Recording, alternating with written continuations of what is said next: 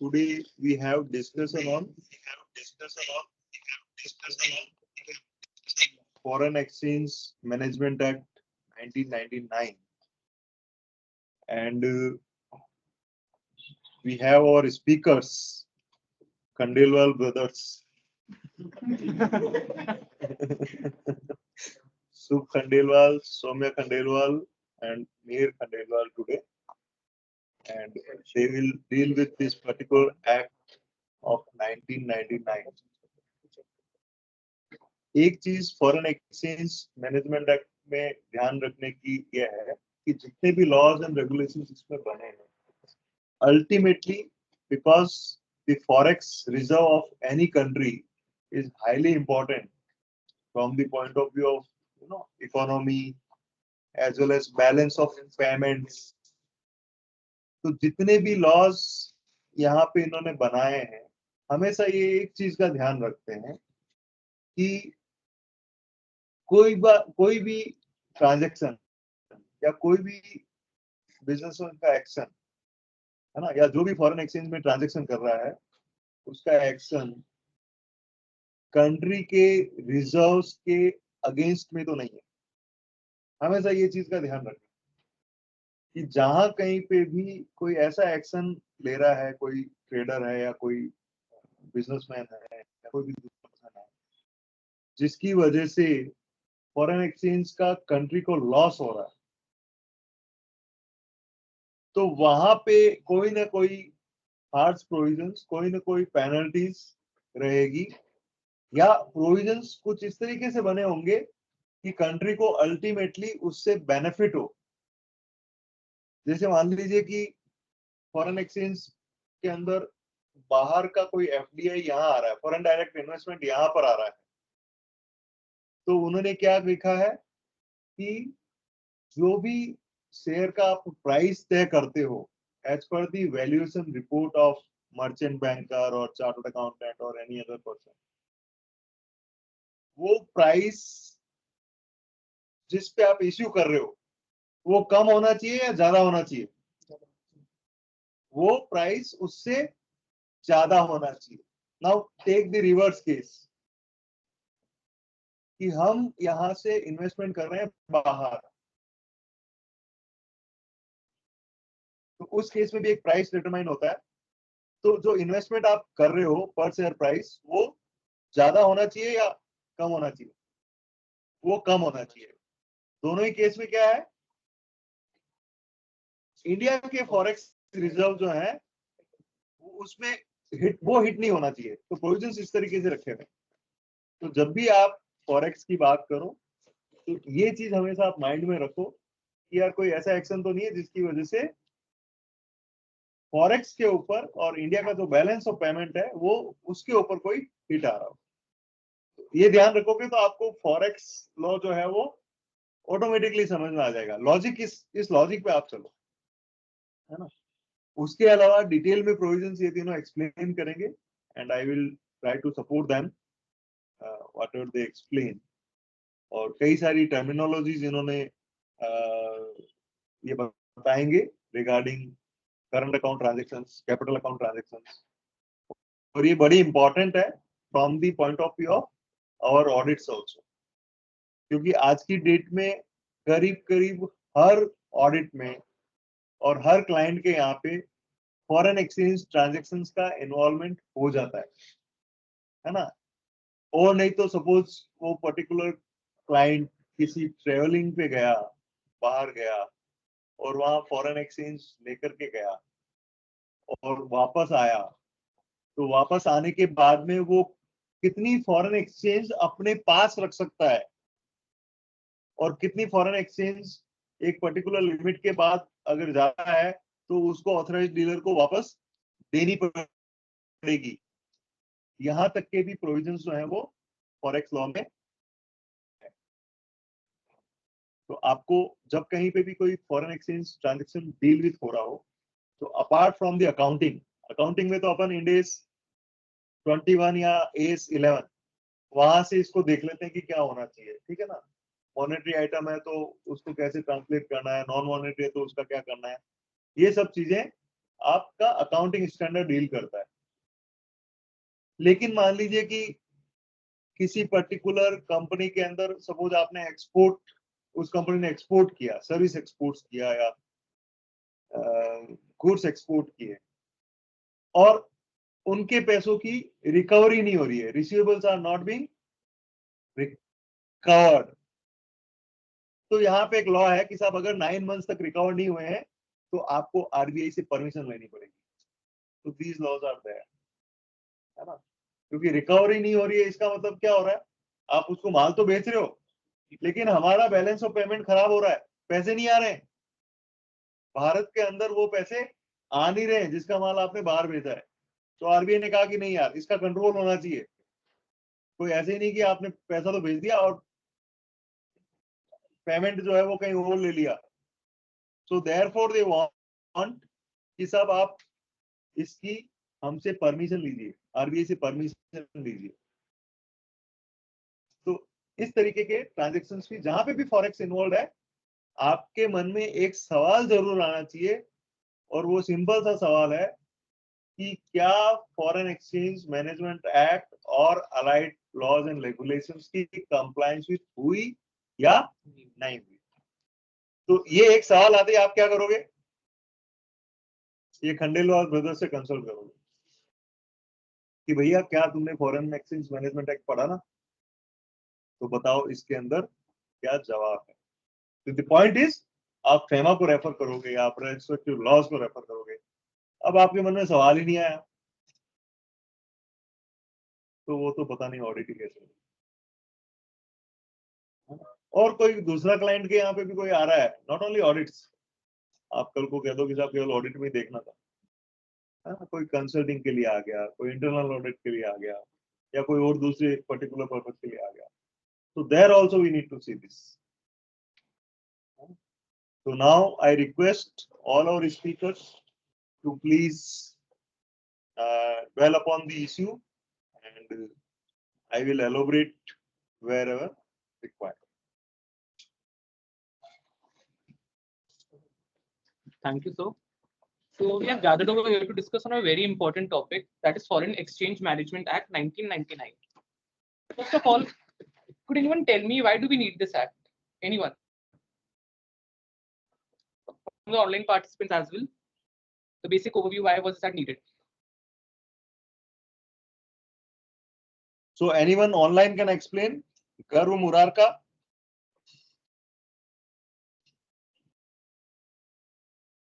Maybe network issue. I'll tell you the reason. Before 1991, our economy was in complete downfall. Low foreign exchange reserves and lack of foreign direct investment in India. So then government led by Finance Minister Dr. Manmohan Singh, he introduced LPG policies, and through LPG policies there was increase in foreign direct investment in India. Before 1991, many Foreign Exchange Regulations Act were also introduced, like in 1947 and in 1973. But the main reason why FEMA was introduced, because there were certain problems in FERA, that is Foreign Exchange Regulation Act 1973. So in FERA, the main objective was to conserve the act, conserve forex. But in FEMA, the main objective was to promote and develop foreign exchange reserves in India. Moreover, there was a lot of strictness in FERA in comparison to FEMA. So because of these reasons, the government launched Foreign Exchange Management Act in 1999, which was कितना उसको लागू किया गया 1st of June 2000 से. तो इस reason से, just like this, just a second.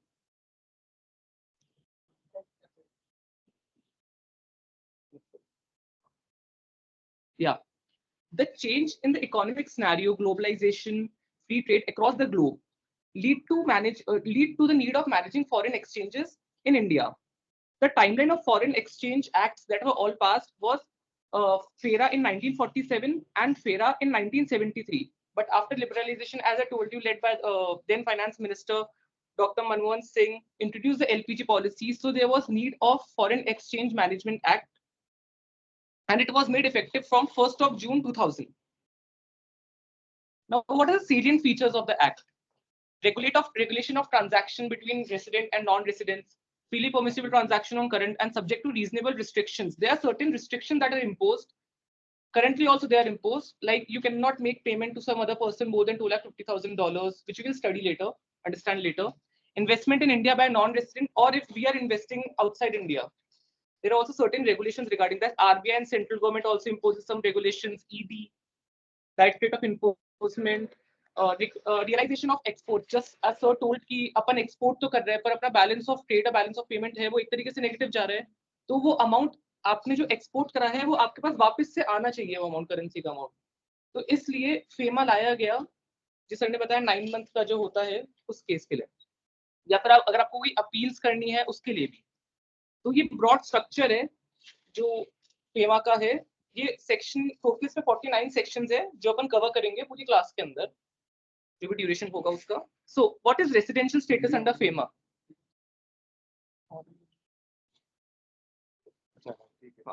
What is residential status under FEMA? First of all, could anyone tell me what's the residential status under Income Tax Act? Anyone, like 182 days limit and all. Harsh, residential status under Income Tax Act. The primary condition that if a person stays in the country for 100 days or more, it is a resident of India. Yeah. There are autonomous concept of ordinary resident and non-ordinary residents. Yeah. So in Foreign Exchange Management Act, the definition of resident is different from that of Income Tax Act. The definition of person is same, but the only difference between definition of person and definition of person in FEMA and in income tax is branches. In FEMA, branches are considered as persons, but in income tax they are not considered.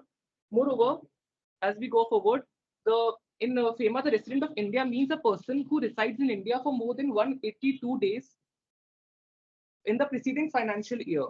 Following persons are not resident even though they reside for more than 182 days. Now, अगर मैं किसी दूसरी country में job के लिए गया या किसी बिजनेस स्टार्ट करने के लिए गया, तो मैं जब से मैं गया हूँ उस टाइम से I am not a resident of India, I am a person resident outside India. पर अगर कोई मेरी कंट्री के अंदर आया है जॉब के लिए नहीं और रेसिडेंशियल और बिजनेस के लिए नहीं, तो वो पर्सन रेसिडेंट ऑफ इंडिया नहीं होगा. इस person resident outside India only. तो ये 2 केसेस होते हैं फॉर इंडिविजुअल्स. या फिर अगर कोई बॉडी कॉर्पोरेट रजिस्टर हुई है या इनकॉर्पोरेट हुई है इन इंडिया, तो वो रेसिडेंट ऑफ इंडिया है. या मिहिर की समझो कोई कंपनी है और वो कंपनी इंडिया के बाहर उसकी ब्रांचेस है, तो वो जो ब्रांचेस होगी वो भी रेसिडेंट ऑफ इंडिया होगी. वो बाहर इनकॉर्पोरेट हुई है उसकी ब्रांचेस, उसका कोई फर्क नहीं पड़ता, पर वो रेसिडेंट ऑफ इंडिया है. या फिर अगर कोई फॉरेन कंपनी है उसकी ब्रांच इंडिया में है, तो वो भी रेसिडेंट ऑफ इंडिया ही कही जाएगी, पर्सन रेसिडेंट ऑफ इंडिया. ठीक है, ये एक छोटा सा डायग्राम है, जैसे आप that's a flow chart basically. तो क्या वो पिछले साल 182 डेज से ज्यादा रहा है? अगर हाँ, तो आप देखेंगे क्या वो कंट्री में करंट ईयर के अंदर कहीं बाहर वो 3 रीजंस जो अपन ने पढ़े थे, अगर वो बाहर गया है तो आप देखेंगे, अगर वो नहीं गया तो पर्सन रेसिडेंट इन इंडिया है, अगर वो बाहर गया है तो वो पर्सन रेसिडेंट आउटसाइड इंडिया है. ये इसका एक छोटा सा फ्लो चार्ट है जिससे अपन समझ सकते हैं. नाउ कुछ एग्जांपल लेते हैं. समझो सौम्य इंडिया छोड़ के गया 14 February 2023 को, और वो तो उस केस में क्या होगा, वो नॉन रेसिडेंट हो जाएगा 15 February 2023 से, इवन दो वो इंडिया के अंदर 182 डेज से ज्यादा रहा है. ऐसे अपन person resident of India and person resident in India की अपन डिफाइन कर सकते हैं. अब है जैसे मिस्टर वरुण सुरेखा के पास एक स्पेशल कार्ड है सूडान का. अब उस केस में क्या हुआ, उसके पास ही राइट है कि वो सूडान में रुक सकता है और उसके पास सिटीजनशिप आ जाएगी. तो जब वो सूडान जाके रहना शुरू करेगा उस दिन से वो पर्सन रेसिडेंट आउटसाइड इंडिया हो जाएगा. उसके जो भी फेमा के रेगुलेशंस है वो उस पर एप्लीकेबल हो जाएंगे. तो एक जो मोटा मोटी डिफरेंस है इनकम टैक्स के अंदर और पर्सन रेसिडेंट और फेमा के अंदर, वो ये है कि इनकम टैक्स में आप जो इनकम असेस करते हो प्रीवियस ईयर की होती है, तो उसमें आप उसके हिसाब से टैक्स रेट लगती है, क्या वो रेसिडेंट है क्या वो नॉन रेसिडेंट है. पर फेमा के अंदर उस करंट ईयर के ट्रांजैक्शंस पे ही फेमा का एक्ट लागू होगा. मतलब ऐसा नहीं होगा पिछले साल के एक्ट पे लग रहा है, तो एक ये मोटा मोटा डिफरेंस बैठता है दोनों के बीच में। ये है, और उसके अलावा इनकम टैक्स जो है वो residential status based on the number of days you are staying in India, उसके बेसिस पे वहाँ रेजिडेंशियल स्टेटस डिटरमाइन करते हैं। फेमा के अंदर इंटेंशन के बेसिस पे determine Intention करते हैं कि उसका इंटेंशन क्या, वहां जाकर के बिजनेस करने का है क्या, वहां जाके अपनी इनकम अर्न करने का है क्या, या यहाँ आकर के इनकम अर्न करने का है क्या। तो यहाँ पे नंबर ऑफ डेज वो कितना रहा, उसकी वजह से रेजिडेंशियल स्टेटस डिटरमाइन नहीं हो रहा है। अगर 182 के दिन के ज्यादा भी है वो यहाँ पे, लेकिन उसका इंटेंशन यहाँ आके और अपनी बिजनेस करना नहीं है ना, तो then he may not be the resident person as per FEMA, but he will be a resident as per resident or not ordinary resident, whatever according to the relevant laws of income tax, as per income tax. यहाँ तक तो resident और non resident का हो गया, मैं sorry person resident of India and person resident in India. तो बता सकते हैं फॉरेन करेंसी की डेफिनेशन क्या होती है? मतलब इट्स वेरी इजी, मैं बताता हूँ। Any currency which is not Indian currency is a foreign currency. मोटा मोटी डेफिनेशन ये बैठती है इसकी। तो मैं देखा एक बार पूछ लूँ क्योंकि अपन इतना आगे आ ही गए थे। चला let's take another example. देखो पहले आप देखो ऑफिस एंड ब्रांचेस या एजेंसी होती है। जैसे मैंने बताया कि मिहिर की कोई कंपनी है और वो बाहर इनकॉर्पोरेट हुई है, तो पर्सन रेसिडेंट इन इंडिया ही मानी जाएगी, क्योंकि मिहिर की जो कंपनी है वो इंडिया में इनकॉर्पोरेट है, उसकी ब्रांच बाहर है।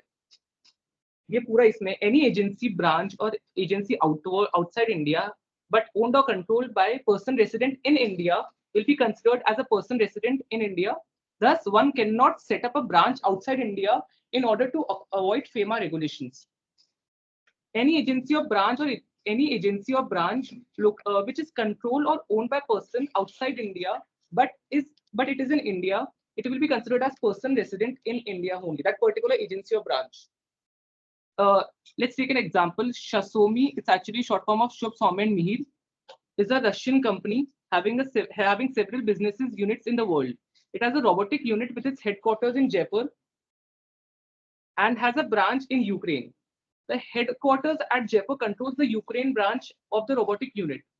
What would be the residential status of the robotic unit in Jaipur and that of a Ukrainian branch? Anyone? Gunjan? वहाँ पे अपना यूके में बिजनेस कर रहा है, तो यूके का होगा। Anyone? हेड ऑफिस तो जयपुर में है, हाँ हेड ऑफिस उसका जयपुर में है, इसलिए वो रेसिडेंट हुई है। फर्क नहीं पड़ता कि क्या वो कंपनी बाहर रशियन कंपनी है, वो बाहर इनकॉर्पोरेट है, पर उसका क्योंकि उसका ऑफिस इंडिया में है, हेड ऑफिस जयपुर में है, तो उसकी कोई सी भी branch all over the world, Nepal हो कहीं भी हो, वो सारी पर्सन रेसिडेंट इन इंडिया ही मानी जाएगी। Now regulation and management of foreign exchange. Foreign exchange में कौन कौन डील्स कर सकता है इसके बारे में अब देखो। कोई भी इंसान फॉरेन एक्सचेंज में डील नहीं कर सकता without any authorised dealer. Authorised dealer अपन बाद में पढ़ेंगे, वो होता है जो सेक्शन 10(1) के अकॉर्डिंग डिफाइन होता है एज पर आरबीआई, वो आगे क्लास में आएगा। या फिर आप कोई पेमेंट नहीं कर सकते, कोई क्रेडिट नहीं कर सकते आउटसाइड इंडिया, या फिर आप कोई ऑथराइज पर्सन के अलावा आप उसके बिहाफ पे किसी के बिहाफ पे कोई पेमेंट नहीं कर सकते, या फिर आप दूसरी कंट्री में फाइनेंशियल ट्रांजैक्शंस नहीं कर सकते, या फिर आप उसमें से दूसरी कंट्री में जाके इन्वेस्टमेंट कर रहे हो वो आप नहीं कर सकते, उसके कुछ लिमिट्स है, वो प्रिस्क्राइब है भाई, ठीक है। एक कॉमन सिनेरियो है, हवाला के बारे में सुना है किसी ने? है क्या होता है हवाला? Money laundering. तो वो can one of the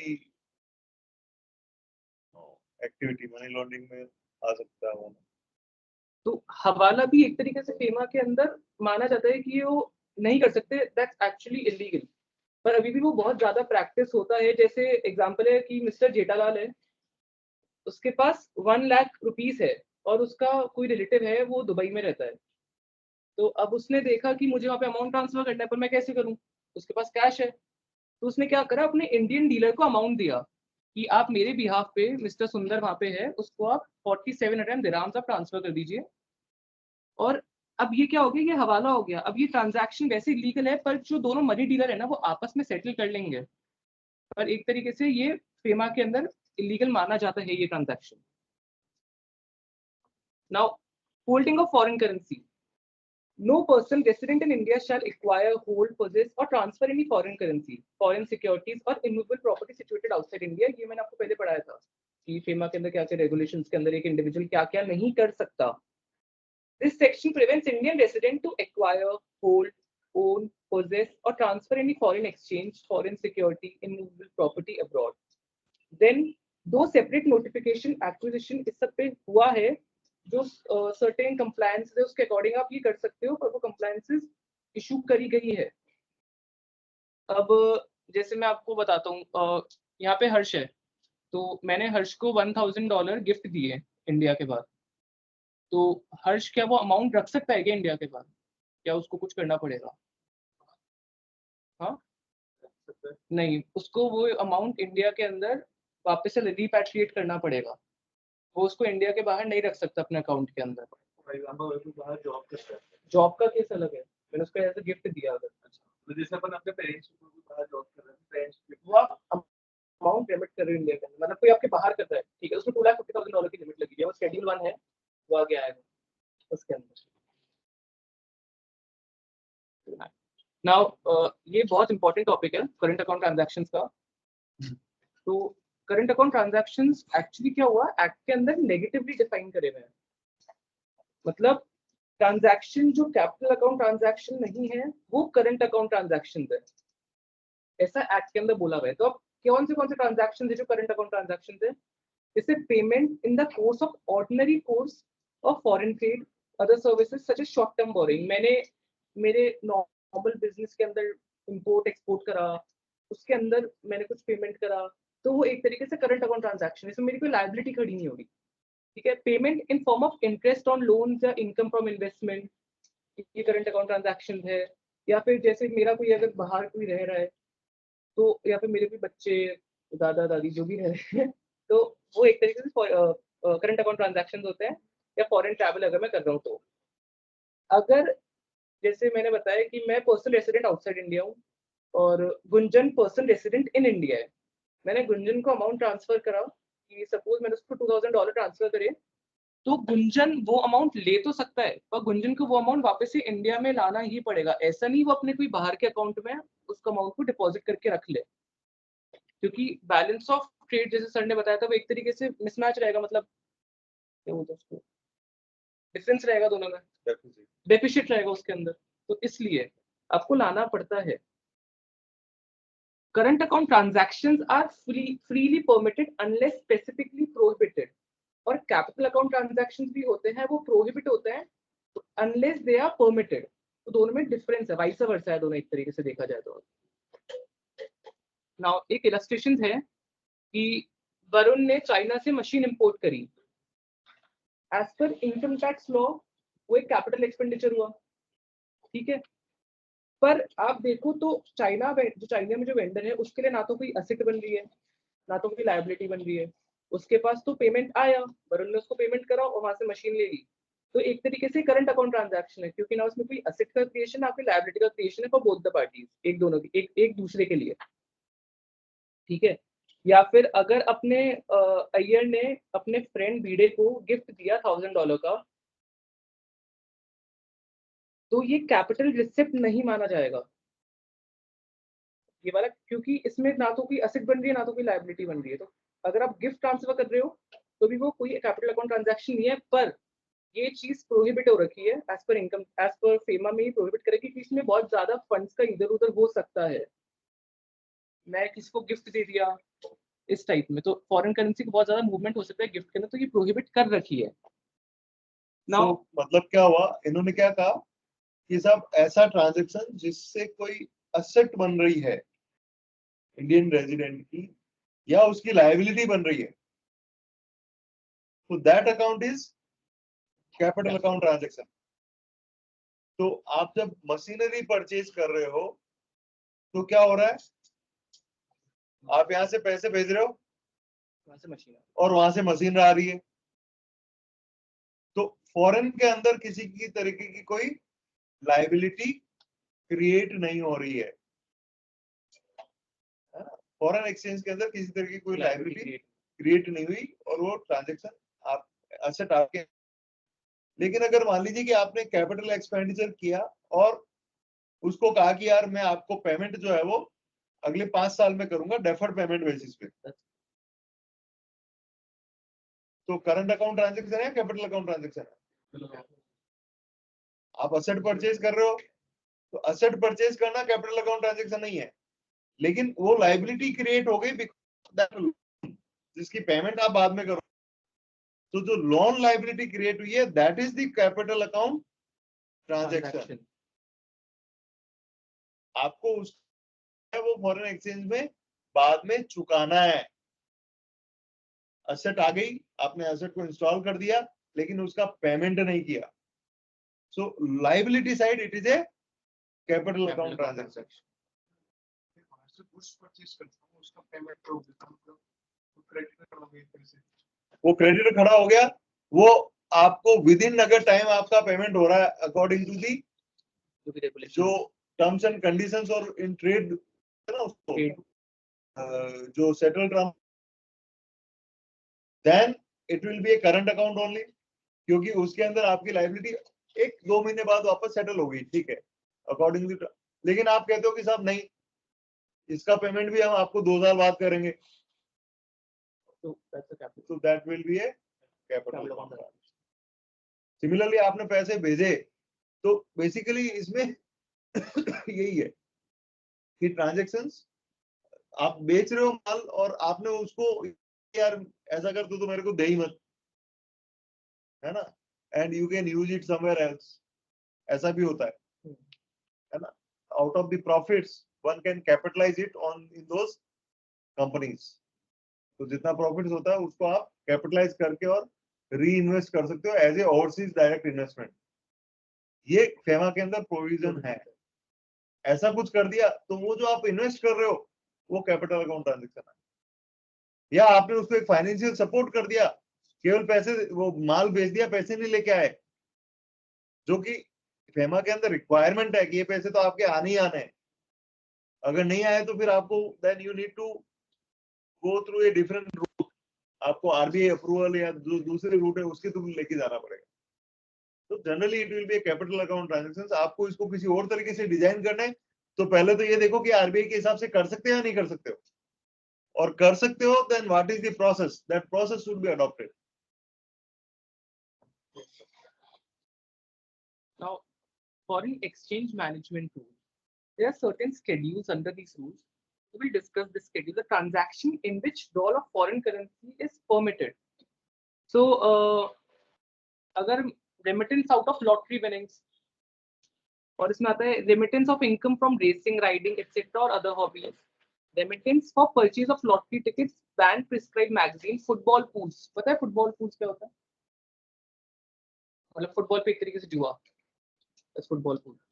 end sweepstakes, मतलब इसमें एक ही इंसान सारा प्रॉफिट ले जाएगा, बहुत सारे लोग होते हैं, एक इंसान का सारा प्रॉफिट हो जाएगा, बाकी सबका जीरो हो जाएगा, बाकी सबको लॉस। स्वीपस्टेक्स या payment of commission on exports of rupee state credit to. Rupee state credit to सुना था अभी तक, मतलब ये बहुत न्यूज में था during that Russia Ukraine war. Rupee state credit छूट ये था कि इंडिया ने बाकी कंट्रीज के साथ ही करा था कि हम आपसे इंपोर्ट करेंगे पर हम आपको जो पेमेंट करेंगे वो एक तरीके से रुपीज में करेंगे, ये करा था। या फिर payment related to call back services and remittance of interest income on funds held in non resident special rupee scheme account.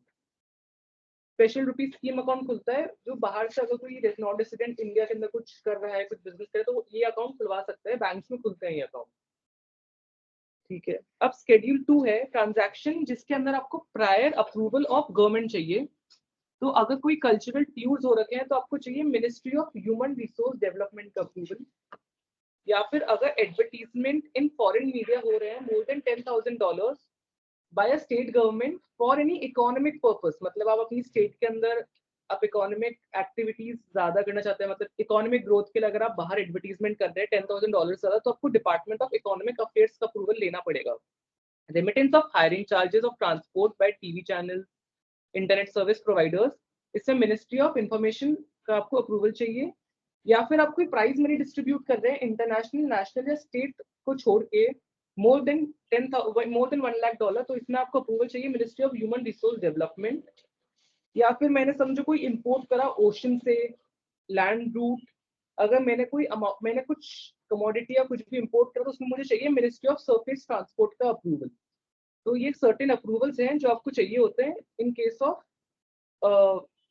Foreign exchange के अंदर, प्रायर अप्रूवल्स लगते हैं इसके अंदर। अब आते हैं शेड्यूल 3, फैसिलिटीज फॉर इंडिविजुअल। अब जैसा कि निमित ने बोला था कि मैं क्या अमाउंट बाहर ट्रांसफर कर सकता हूँ, मेरे अगर कोई फैमिली मेंबर कोई बाहर रह रहा है अगर, तो उसमें आप $250,000 तक ही कर सकते हैं इन सब केसेस के अंदर। मैं कहीं बाहर घूमने गया या फिर मैंने किसी को गिफ्ट दिया, going abroad for employment, immigration, maintenance of close relative abroad, travel or business, expense related to medical treatment, studies abroad and any other current account transaction. तो उसमें 2,50,000 की लिमिट है per financial year, that is April to March. For the purpose mentioned in above point, individual excess limit भी ले सकता है more than rupees 2,50,000 rupees, जो कि किन किन पॉइंट्स के अंदर है। एक है अगर आप बाहर पढ़ने जा रहे हैं या फिर आप मेडिकल ट्रीटमेंट ले रहे हैं तो आप LRS के थ्रू आप मोर देन रुपीज $2,50,000 भी ले सकते हो लिमिट के अंदर। What is LRS? LRS liberalised remittance scheme. ये अकेले में एक बहुत बड़ा टॉपिक है जिसमें क्लास बेसिक होनी चाहिए, that's very important topic. LRS we will have. Next कौन लेगा LRS पे? तुम्हारे बैच में से टॉप अलॉट कर देना। Limited liberalised remittance scheme, that is very important topic. और बहुत जगह सब सोच रहे होंगे कि यार ये क्या नाम दे दिया है, बहुत जगह काम आता है, तो we will decide. I think that is a good topic. Now 2,50,000 की लिमिट थी, एक एम्प्लॉयमेंट का पीछे मैंने कंडीशन बताई थी उसके अंदर, पर आप उससे ज्यादा भी कर सकते हो अगर आप कोई सिटीजन हो किसी फॉरेन कंट्री के एक्सेप्ट पाकिस्तान, या फिर आप एक सिटीजन हो इंडिया के जिसका डेप्यूटेशन ऑफ ऑफिस है इन फॉरेन करेंसी, तो आप अपनी नेट सैलरी को gross salary minus every deductions जो भी आपके PAPSI उस कंट्री में है उसके अंदर आप वो माइनस करके भी आप रेमिट कर सकते हो नेट सैलरी। ये एक LRS के अंदर दे रखी है आपको। अब अगर कोई इंडिविजुअल नहीं है, that is company, AOP, BOI, उसके अंदर तो आपको RBI का अप्रूवल चाहिए कई ट्रांजैक्शंस के अंदर। अब वो कौन से ट्रांजैक्शंस हैं? अगर आप कमीशन दे रहे हो किसी एजेंट को for sale of residential flat जिसका अमाउंट एक्सीड नहीं हो रहा USD 2,50,000 से और 5% of inward remittance whichever is more, तो आपको RBI का अप्रूवल चाहिए। या फिर remittance exceeding 10 million, that is $1 crore, USD 10 million for consultancy services in respect to infrastructure project or USD 1 million per project for other consultancy services procured from outside India. अगर इससे ज्यादा हो रहा है इस 10 million और 1 million से, तो आपको RBI का अप्रूवल चाहिए। या फिर आपका रेमिटेंस एक्सीड हो रहा है 5% ऑफ इन्वेस्टमेंट जो आप इंडिया में ला रहे हो और $1 lakh, whichever is higher, in form of pre-incorporation expense of any company, तो आपको RBI का अप्रूवल चाहिए इस केस के अंदर। नाउ प्रोसीजर होता है कि जो ट्रांजैक्शन प्रीवियस 3 स्केड्यूल्स में नहीं दिए हुए वो फ्रीली आप अंडरटेक कर सकते हो, पर कई के एग्जेम्पशंस है जो प्रीवियस 3 स्केड्यूल्स के कई के एग्जेम्पशन दे रखे हैं। RFC, अगर आप RFC अकाउंट के थ्रू रेमिटेंस कर रहे हो, that is residential foreign currency account, तो आपको किसी के अप्रूवल नहीं चाहिए शेड्यूल 2 और शेड्यूल 3 के लिए। अगर आप शेड्यूल 2 और शेड्यूल 3 का कोई आपको ट्रांजैक्शन कर रहे हो RFC अकाउंट के थ्रू, तो आपको किसी का अप्रूवल नहीं चाहिए, that is government of India और RBI का अप्रूवल, ठीक है। या फिर अगर आपने कोई रेमिटेंस कराए EEFC अकाउंट से, that is exchange earner foreign currency account, या एक्चुअली बाहर के बिजनेसेस खुलवाते हैं जैसे ICICI में खुलता है, तो अगर आप उसके थ्रू कोई ट्रांजैक्शन कर रहे हो शेड्यूल 2 या शेड्यूल 3 का, तो भी आपको कोई अप्रूवल नहीं चाहिए। अगर आपका पेमेंट इन फॉरेन ट्रांजैक्शंस के लिए है, मतलब 2 ट्रांजैक्शन कर रखे हैं, अगर आपका पेमेंट उसके लिए हुआ तो आपको अप्रूवल चाहिए। अब वो कौन से हैं? Remittance of membership of P&I club क्या होता है, बहुत से जो शिप्स और ये सब होती है इनका एक क्लब होता है, अगर आप उसमें कोई रेमिटेंस कर रहे हैं, या फिर आपका कमीशन एक्सीड हो रहा है, दैट इज कमीशन एक्सीड हो रहा है USD 25,000 और 5%, या फिर आपका एक्सीड हो रहा है 5% और $1 lakh whichever is higher by an entity by way of reimbursement of pre incorporation expense, जो कि अपन ने यहाँ पे पढ़ा था इस पॉइंट के अंदर। 5% of investment brought in India USD 1 lakh.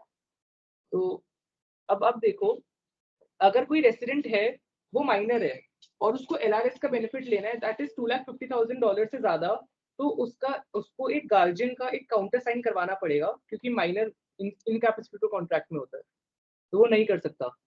या फिर आपका कंसोलिडेशन भी हो सकता है रेमिटेंस का in respect of family members subject to individual member complying with terms and conditions। individual member की 2,50,000 हो जाएगी, उसकी बेसिस पे आप कंप्लाई करके फैमिली मेंबर्स का भी कर सकते हो। अब LRS स्कीम में क्या हो रखा है, all resident individuals including all minors are allowed to freely remit up to $250,000 per financial year, that is April to March, for any permissible current or capital account transaction or combination of both। मतलब $250,000 तक की आपके पास limit है capital account transaction and current account transactions के लिए। तो current account transactions basically यहाँ तक ही होते हैं, एक्सीडिंग है, रेगुलेशन बहुत सारे हैं इसके अंदर, फॉरेन एक्सचेंज मैनेजमेंट रेगुलेशन बहुत सारे हैं, जिसके लिए मतलब which are not possible to cover in a single class। जो relevant था, I have explained you all the relevant topic regarding that। So now Soumya will take further। Thank you।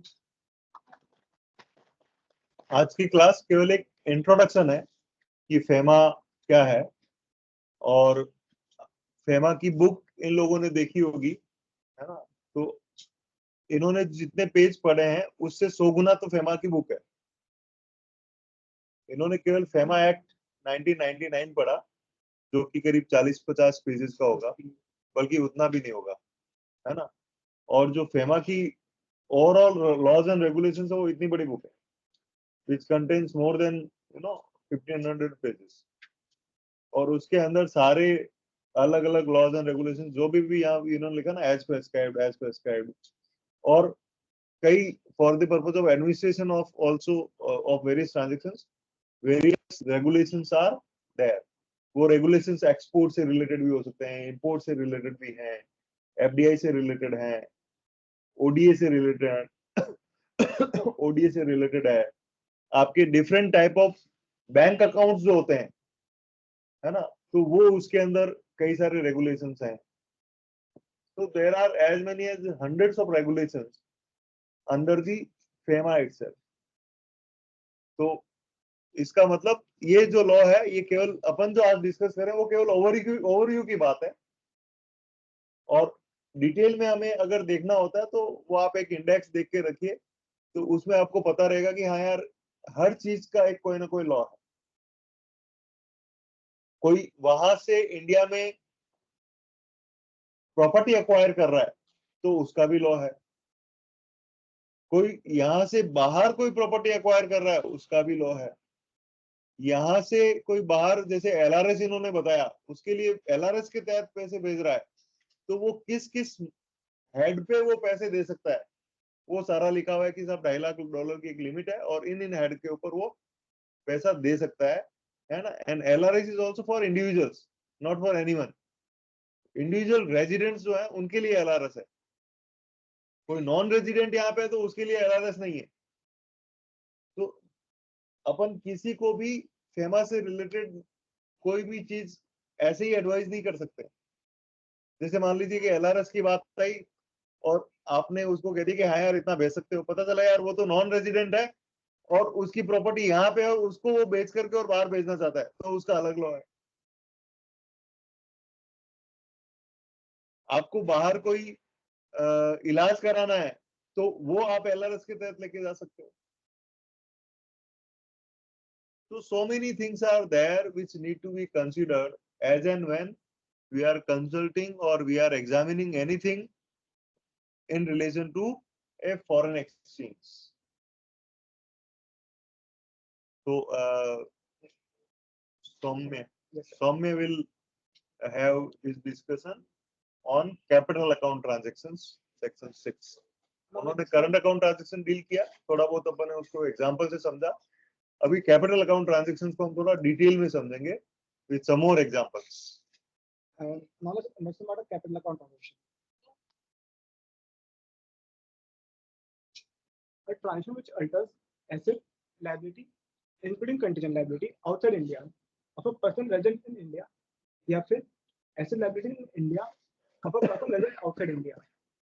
यहाँ पे आप नोटिस करो से for a person resident in India के लिए including contingent liability है तो भी वो capital account transaction है, but for a person resident outside India के लिए अगर कोई contingent liability है जो इंडिया में है, so it is not covered under capital account transaction. Basically, loans लेना cross border transactions like loan, investment are covered under capital account transaction. Now, provisions regarding capital account transaction. RBI, in consultation with central government, has the power to specify any class of transaction involving debt instrument only. Before 2015, central RBI the power for debt instrument and non-debt instrument also. But after 2015, or not non-debt instrument decision has been transferred to the central government. Now RBI has the power to specify any class of transaction involving debt instrument which is permissible in India. Limit कितने रुपए तक के आप forex में उससे transaction कर सकते हो और कोई भी कंडीशन को इम्पोज कर सकता है. सिमिलरली सेंट्रल गवर्नमेंट के पास पावर्स है और नॉन डेट इंस्ट्रूमेंट्स के लिए उसके लिमिट डिफाइन करने के लिए और कोई कंडीशन भी सेंट्रल गवर्नमेंट इम्पोज कर सकता है, but after consultation with RBI. But RBI और सेंट्रल गवर्नमेंट दोनों के पास पावर नहीं है दो ट्रांजेक्शन को रोकने के लिए. फर्स्ट, अगर आपको कोई पेमेंट ड्यू है on account of prepayment of loan और amortisation of loan. Second, depreciation of back investment. Now, what is back investment? Anyone? Debt instrument. What is back investment? किसी फॉरेन कंपनी के अंदर आप more than 10% acquire कर रहे हो stake तो आपका बैक इन्वेस्टमेंट है. अगर due to some market conditions आपका स्टेक 10% से नीचे चल जाता है तो आप उसमें इन्वेस्ट कर सकते हो फॉरेक्स करेंसी को. उसके लिए आरबीआई आपको रोक नहीं सकता. कोई भी पर्सन फॉरेक्स को ड्रॉ कर सकता है, सेल कर सकता है, but after subject to a condition as we discussed earlier. Now, a person resident in India may hold on, transfer, invest. Person resident in India तीन चीजों में कर सकता है. First, foreign currency, second, foreign securities, and third, immovable property in India. But condition ये है कि उसके पास acquire, held, इसे own होनी चाहिए when he was a person resident outside India, और वो इनहेरिट होना चाहिए उसके पास from a person resident outside India. Similarly, for a PROI means person resident outside India may hold on, transfer, invest in Indian securities, Indian currencies, or in immovable property in India, subject to similar conditions that it must be acquired, held, or owned by such person when he was a PRI, that is person resident in India, or inherited to him by a PRI. RBI कोई भी PROI अगर कोई business करता है India के अंदर कोई office के थ्रू, ब्रांच के थ्रू, तो आरबीआई उसे रेस्ट्रिक्ट कर सकता है, प्रोहिबिट कर सकता है, उसे रेगुलेट कर सकता है. डेट इंस्ट्रूमेंट्स बेसिकली जो गवर्नमेंट डिफाइन करती है वही डेट इंस्ट्रूमेंट है. Classification, debt instrument means such instrument as may be determined by the central government in consultation with the RBI. Now, capital account transactions are divided into three categories. First, permissible transaction, second, prohibited transaction, and third, transaction with no restriction. We have already discussed transaction with no restriction. Anyone? कौन से दो transaction पे इस पे RBI restrict नहीं कर सकती? repayment of loan and depreciation of back investment. Okay. Now what a permissible transaction को हमने दो स्केड्यूल्स में डिवाइड कर रखा है. स्केड्यूल 1 जो कि टीआरआई के लिए है, person resident in India, and schedule 2 जो कि पीआरओआई के लिए है, that is person resident outside India. मतलब ट्रांजेक्शन शेड्यूल 1 में डिफाइन कर रखे हैं वो यहाँ पे 11 ट्रांजेक्शन डिफाइन कर रखे हैं. फर्स्ट, ट्रांजेक्शन फॉरेन सिक्योरिटीज, कोई भी आप फॉरेन सिक्योरिटी में ट्रांजेक्शन कर सकते हो. ये सब बड़े डिटेल्ड में लिखे हुए हैं. अगर अपन रेस्पेक्टिव प्रोविजंस में जाएंगे तो ये बड़ा समराइज करके आपको बता रहे हैं कि आप कोई भी ट्रांजेक्शन इन फॉरेन सिक्योरिटीज, मतलब बाहर आप किसी भी कंपनी के अंदर इन्वेस्ट कर सकते हो as per the schedule 1, permissible transactions for person resident in India. जो इंडिया के अंदर है वो ये सारे ट्रांजेक्शंस करता है, which are actually the capital account transactions. लेकिन आरबीआई के रेगुलेशंस में बोला गया है कि आप इनको कर सकते हो सब्जेक्ट टू दीज रेगुलेशंस. तो अभी अपन वो जो सब्जेक्ट टू दीज रेगुलेशंस हैं उसको कोई डिटेल में अपन नहीं डिस्कस कर रहे हैं. हमें ध्यान होना चाहिए कि हाँ यार, कोई पर्सन जो है किसी को बाहर इन्वेस्ट करना है तो उसके लिए ओवरसीज डायरेक्ट इन्वेस्टमेंट के रूल्स आर देयर। इतना सा अगर ध्यान हो गया तो फिर आप तो सब पढ़े लिखे हो या नहीं हो? हैं? गुंजन नहीं है तो हाँ बोल ना फिर। कहाँ आवाज ही नहीं आई? जोर से बोल, हाँ मैं पढ़ा लिखा हूँ। हाँ। है ना? है? तू नहीं है निमित?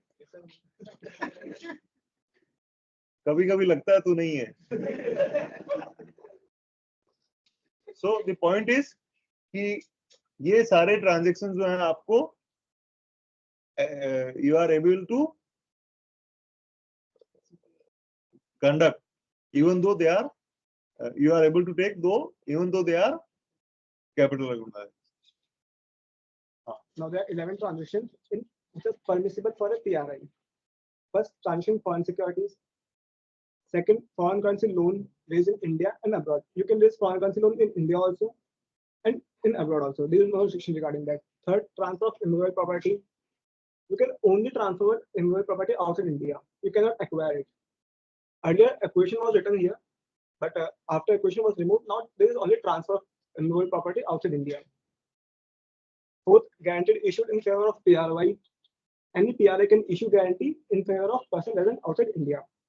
Any मत बोल, इसको बोल subject to these regulations. Subject to the regulation. Any बोल देगा तो ये कल को इश्यू कर देंगे कि यार ये स्वामी ने बताया था कि I can issue the guarantee. हैं? Subject to तो बोलना पड़ेगा ना. Any नहीं है. Terms and conditions जो भी regulations जो मैंने already बता दिया. Now, loans and overdraft from a PRI, loan and overdraft to a PRI, remittance outside India of a capital asset, remittance of foreign currency account in India and outside India, taking out insurance policies of an insurance company outside India. आप किसी insurance company जो बाहर की है, आप उससे भी insurance करवा सकते हो. Export and import of and holding of foreign currency and undertake derivative contracts. These are the 11 transactions that are specified in the Schedule 1. But these are subject to a limit. What is the limit in Schedule 3 in current account? Same year, including Schedule 3 and Schedule 1 of capital account ratio, the limit is 2,50,000. ऐसा नहीं है कि Schedule 3 of current account में 2,50,000 अलग थी या 2,50,000 अलग है. दोनों को क्लब करके देखा जाएगा. There is a limit of 250,000, 250,000. Now, transaction which is permissible for a person resident outside India. Here, 8 transactions are defined. First, investment in India. कैसे अगर किसी कंपनी कोई सिक्योरिटी इशू कर रखी है तो PRI उसमें इन्वेस्ट कर सकता है. In capital of firm proprietorship concern APBL. किसी PRI के लिए कोई PRI गारंटी इशू कर सकता है subject to the conditions. Remittance outside India of capital asset in India. Acquisition और transfer of immovable property in India. In case of PRI, only transfer of immovable property is there, but PRI can acquire transfer of immovable property in India.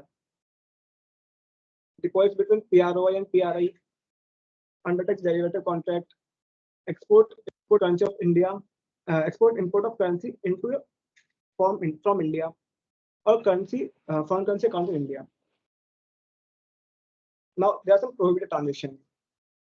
कोई भी PRI India के अंदर किसी Indian company में firm के अंदर या किसी एंटिटी के अंदर जो कि स्पेसिफिक ट्रांजेक्शन में एंगेज है उसमें इन्वेस्ट नहीं कर सकता. क्या क्या है वो? कोई entity of business of chit fund में या फिर निधि कंपनी के अंदर, एग्रीकल्चर और प्लांटेशन एक्टिविटी के अंदर कोई कंपनी हो, रियल एस्टेट बिजनेस के अंदर हो, कंस्ट्रक्शन ऑफ फार्म हाउसेज में हो, या फिर ट्रांसफर इन TDRs हो. TDRs and transfer development. Suppose एक आप बिल्डर हो और सोसाइटी को आपको बिल्ड करना है, तो बहुत बार ऐसा होता है कि सोसाइटी वाला को पेमेंट करने की जगह डेवलपमेंट राइट दे देते हैं कि आप पूरी बिल्डिंग को डेवलप कर दो, यहाँ पे आप 100 फ्लैट बनाओ, 50 फ्लैट आप रखना, 50 हमें दे देगा. तो डेवलपमेंट राइट्स ट्रांसफर करता है उस केस में. तो वो उस केस में भी person resident outside India undertake नहीं कर सकता. Second, person resident outside India कोई भी कैपिटल अकाउंट ट्रांजेक्शन किसी नॉर्थ कोरियन पर्सन अंडरटेक नहीं कर सकता. गवर्नमेंट ने साफ ऐसे कर रखा है नॉर्थ कोरियन पर्सन से ट्रांजेक्शन करने के लिए. रियल एस्टेट बिजनेस में भी जो टाउनशिप है उसमें if the township satisfied certain conditions कि वो कितना टोटल स्क्वायर मीटर और ये बहुत सारी चीजें हैं, one need to look into that. अगर वो है तो in that township one can invest.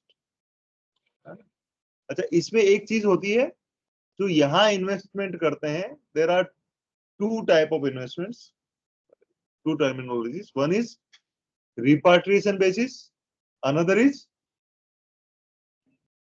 non-repatriation basis. तो आप देखेंगे कि रिपाट्रिएशन बेसिस मतलब क्या हुआ? पैसा इंडिया में लाके डोमेस्टिक करेंसी में कन्वर्ट करना। जो पैसा इंडिया में आया है, जैसे किसी ने शेयर्स में इन्वेस्ट किया, तो इंडिया में पैसा आया, आपने अपनी कंपनी के शेयर्स किसी नॉन रेजिडेंट इंडियन को इश्यू करे, है ना? तो रिपाट्रिएशन मींस अगर वो नॉन रेजिडेंट शेयर होल्डर है, वो उसको किसी को बेचना चाहता है वो वाले शेयर्स, तो बेच करके, किसी इंडियन को बेच करके या किसी दूसरे को बेच करके, और वो जो पैसा उसने वहां लगा रखा है उस पर्टिकुलर कंपनी में, वो वापस लेके आ सकते, दैट इज रिपाट्रिएशन बेसिस, है ना? इसमें कुछ रूल्स जो है वो नॉन डेट इंस्ट्रूमेंट्स के जो रूल्स हैं उसमें ये चीज है।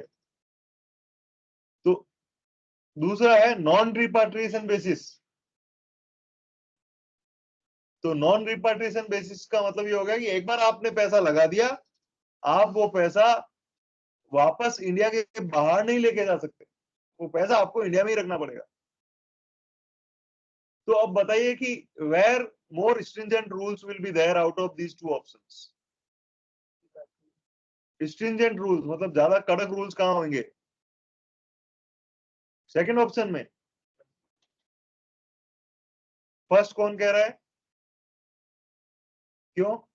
ट्रांजेक्शन ज्यादा होने के चांस। नहीं। सेकंड कौन कह रहा है? तो सेकंड ऑप्शन में ऐसा हो जाएगा ना सर, जैसे अगर अपन को इंडिया में रखना है पैसा, तो सामने वाला इन्वेस्ट तो कर देगा, बट वो विड्रॉ कैसे करेगा? रिटर्न की अगर उसको इन्वेस्ट तो कर दिया। मैंने आपको शुरू में क्या बताया था कि फेमा के रूल्स आप इस लॉजिक से देखो। कौन से लॉजिक से? रिजर्व कि पैसा बाहर जा रहा है या यहीं रह रहा है, what is actually in favour of India. तो नॉन रिपार्टीशन बेसिस पे पैसा यहीं रह रहा है ना? रिपार्टीशन बेसिस पे पैसा बाहर भेजेंगे, जो आया हुआ पैसा उसको वापस बाहर भेजोगे। तो कड़क रूल कहां होने चाहिए? रिपार्टीशन बेसिस पे। नॉन रिपार्टीशन बेसिस पे अगर पैसा आ रहा है तो एक्ट इज लिबरल। एक बार पैसा आ गया ना, ठीक है, तो वहां पे बहुत ज्यादा ये जो एफडीआई के रूल्स वगैरह रहे ये लगाने की जरूरत नहीं। लेकिन रिपाट्रिएशन बेसिस पे कि पैसा वापस भेजना है, तो फिर ये सारे रूल्स फॉलो करो भैया। आप जो ही शेयर ट्रांसफर करोगे तो कुछ फॉर्म्स हैं, फॉर्म टीएस, वो फॉर्म आपको भर के और आरबीआई में जमा कराना पड़ेगा ईवीज पे। सो आया ना लॉजिक समझ में कि रिपाट्रिएशन बेसिस पे, so that the government can maintain A record कि नहीं यार ये पैसा तो जो है वो हमें, क्योंकि वापस जिस दिन जाएगा तो इसका रिकॉर्ड ये देखना पड़ेगा। तो अब जैसे मान लीजिए कि किसी पर्टिकुलर कंपनी ने इन्वेस्ट किया इंडिया में, है ना? उसने ये सोच के कि हाँ यार मैं तो according to the laws and regulations invest कर रहा हूं, लेकिन जब भी पैसा आता है तो एक बैंक जो है वो एफआईआरसी क्रिएट करती है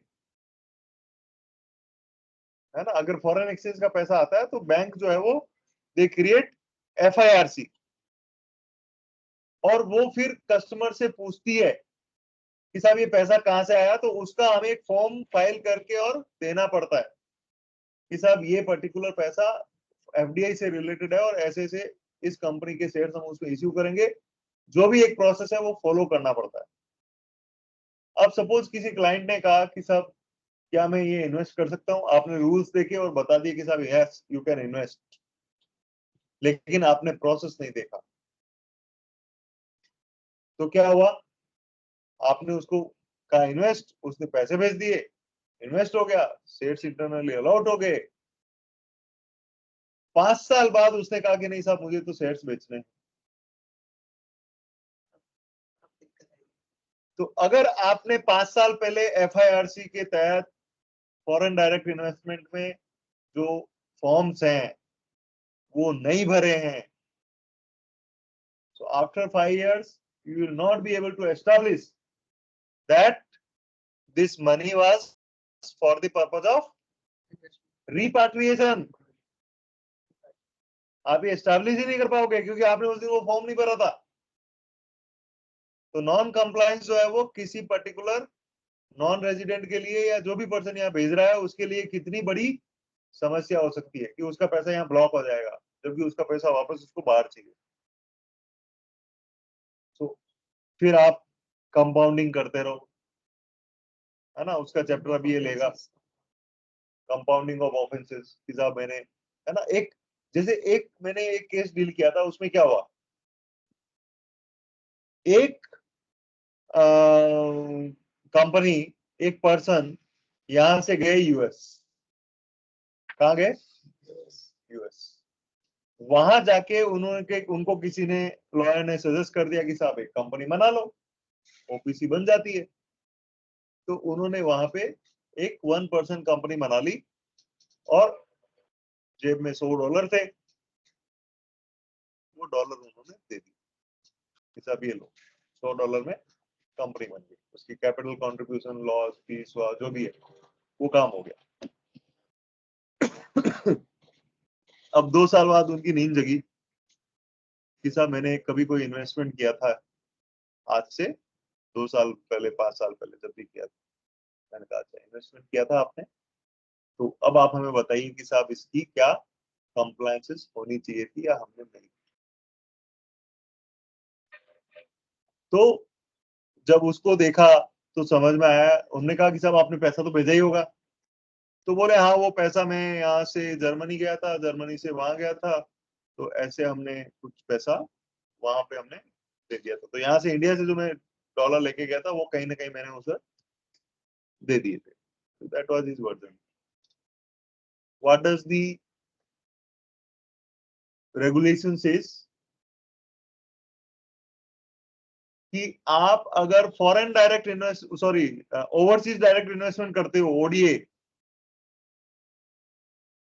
तो that money should flow, foreign currency should flow through proper banking channel। तब तो आपको ऑटोमेटिक रूट के अंदर अलाउड है। और अदर देन दिस अगर किसी तरीके से करते हो then you need RBI approval. अब वो $100 के चक्कर में, आरबीआई अप्रूवल के चक्कर में फंस गए, है ना। अब क्योंकि ऑफेंस तो कर दिया, 2 साल पहले ही कर दिया, अब उसको कैसे करो? उसका करने का तरीका है कंपाउंडिंग ऑफ ऑफेंसेस। आप आरबीआई के पास जाओ, आरबीआई कहेगी कि साहब आपने लिया क्या रूट, बोले नहीं लिया, तो नहीं लिया तो फिर आप कंपाउंडिंग करो। And that compounding may incur actually lakhs of rupees for a particular client। और अगर ऐसा कुछ बहुत ज्यादा हो गया वहां पे, है ना, ये तो $100 का चलो मसला हो गया, $1,00,000 हो गए, मतलब सीधा 80 लाख, 1 करोड़ रुपया हो गया, तो क्या होगा? कंपाउंडिंग एंड प्रोसिक्यूशन, जो भी लिमिट्स लॉ में, डोंट रिमेम्बर द लिमिट्स, क्या लिमिट्स हैं। जब भी आपको देखना है तो आपको वहां जाके और लेटेस्ट लिमिट्स देखनी चाहिए, ये लिमिट है, या जिस साल का वो केस है उस साल की क्या लिमिट थी वो देखनी पड़ेगी आपको। सो द पॉइंट इज कि कितना इंपॉर्टेंट है फॉरेन एक्सचेंज मैनेजमेंट में किसी भी ट्रांजैक्शन को देखने का। सिंपल ट्रांजैक्शंस ऐसा नहीं होना चाहिए। आप उसको एक सिंपली कि साहब क्या है, पैसे तो गया है, हमें अकाउंटिंग ही तो करनी है। हम जब ऑडिट करते हैं तो क्या केवल अकाउंटिंग देखते हैं? क्या देखते हैं? कौन सा स्टैंडर्ड है? स्टैंडर्ड ऑन ऑडिटिंग, ऐसे भूल गए, ऐसे 250 consideration of laws and regulations. क्या भाई तुम लोग सब आईपीसीसी करके आए हो ना, पढ़े नहीं क्या? या भूल गए? सारे लोग भूल गए। कि स्टैंडर्ड कौन सा है। तो ये याद दिलाने के लिए ही हमने वो क्वालिटी कंट्रोल डिपार्टमेंट खोला है, ताकि आपको पता तो रहे कि कौन से स्टैंडर्ड में क्या काम कर रहे हैं हम। तो अब अपने पास में जो भी आप लोग जब ऑडिट्स पे जाओगे तो धीरे धीरे आपको क्वालिटी कंट्रोल से फोन आने लगेंगे, मेल्स आने लगेंगे, आपको उसको करना भी है। क्यों करना है? आपका एक ओपन बुक एग्जाम्स होने वाला है, क्या नाम है उसका? है मल्टी डिसिप्लिनरी केस स्टडी। क्या एग्जाम है वो? आपने तैयारी करी उसकी? क्या तैयारी करी? क्या तैयारी करी भाई? वो एग्जाम होगा कैसे पता है आपको? ओपन बुक एग्जाम है ना वो, होगा कैसे? Do you know? बाकी सारे 5 सब्जेक्ट अलग है, ये एक सब्जेक्ट अलग है, ध्यान रख लेना आप। जो मेरी आईसीआई में चर्चा होती रहती है, इस एग्जाम को आप